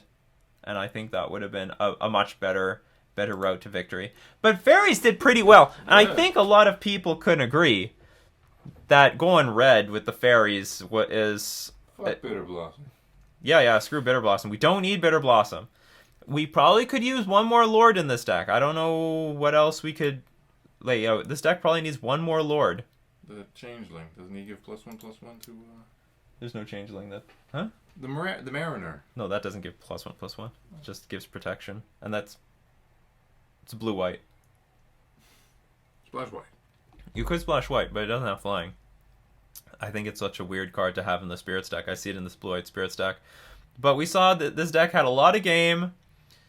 I don't know if our opponent ran well. They had a very powerful deck. They put the pressure on us to win. I think, but we were on the draw. Another thing, we did win a lot of die rolls today. That could definitely help with our win rate of going 4-1. But I think it was very, very control-like. I really like how smooth this deck played out. Spire Bluff Canal. Is there any room for this? And you mana-based people out there. Because the thing is, I think we can shape our mana pretty well with Fairy Seer. Like, do I really need 3 red mana all the time? Probably not. And we didn't seem like that it was a problem. Blood Moon, are you necessary? Are you not? I don't know. We never actually got to see you. We never got to see Smash to Smithereens. We did see Bolt and we did see Kiki-Jiki. I do like Bolt. Sending it to my opponent's face. Get that game done. We did win a lot of games with Bolt. You saw how Bolt helped. It closed the window of turns our opponent had. We're attacking with some dinks in the air, and then we just shoot them for 3 in the face, and we still get to kill creatures at the same time. So I think maybe there's a mono blue Spirits deck available. There's still a lot of there's mono blue Fairies available. There's a lot of still great Fairies in Eldraine, it maybe you don't have to go the blue-red route, but I figured that pre-Eldraine this would have been a much better way of going about tribal fairies. If you want to play fairy aggro, this, or like a tempo fairy deck, this is the way it's done. Because if you want to go with Bitter Blossom, you end up just shaving all the fairies in order to make Bitter Blossom work. And I don't even think Bitter Blossom is that powerful in Modern. It was just barely getting by in the control deck. So anyway, I hope that you're all inspired by this. Maybe someone is going to be inspired and improve on the list. I'd be interested to know. Fiery Islet, I think, also helps this deck so that you just keep the gas coming. I hope you enjoyed it. So this is, we're going to thank all my patrons supporting me on Patreon. And we're going to thank our sponsors, themanabase.com, the MTG Mastermind, and Card Hoarder. This has been Nikachu with his brother playing with fairies in Modern. 4-1.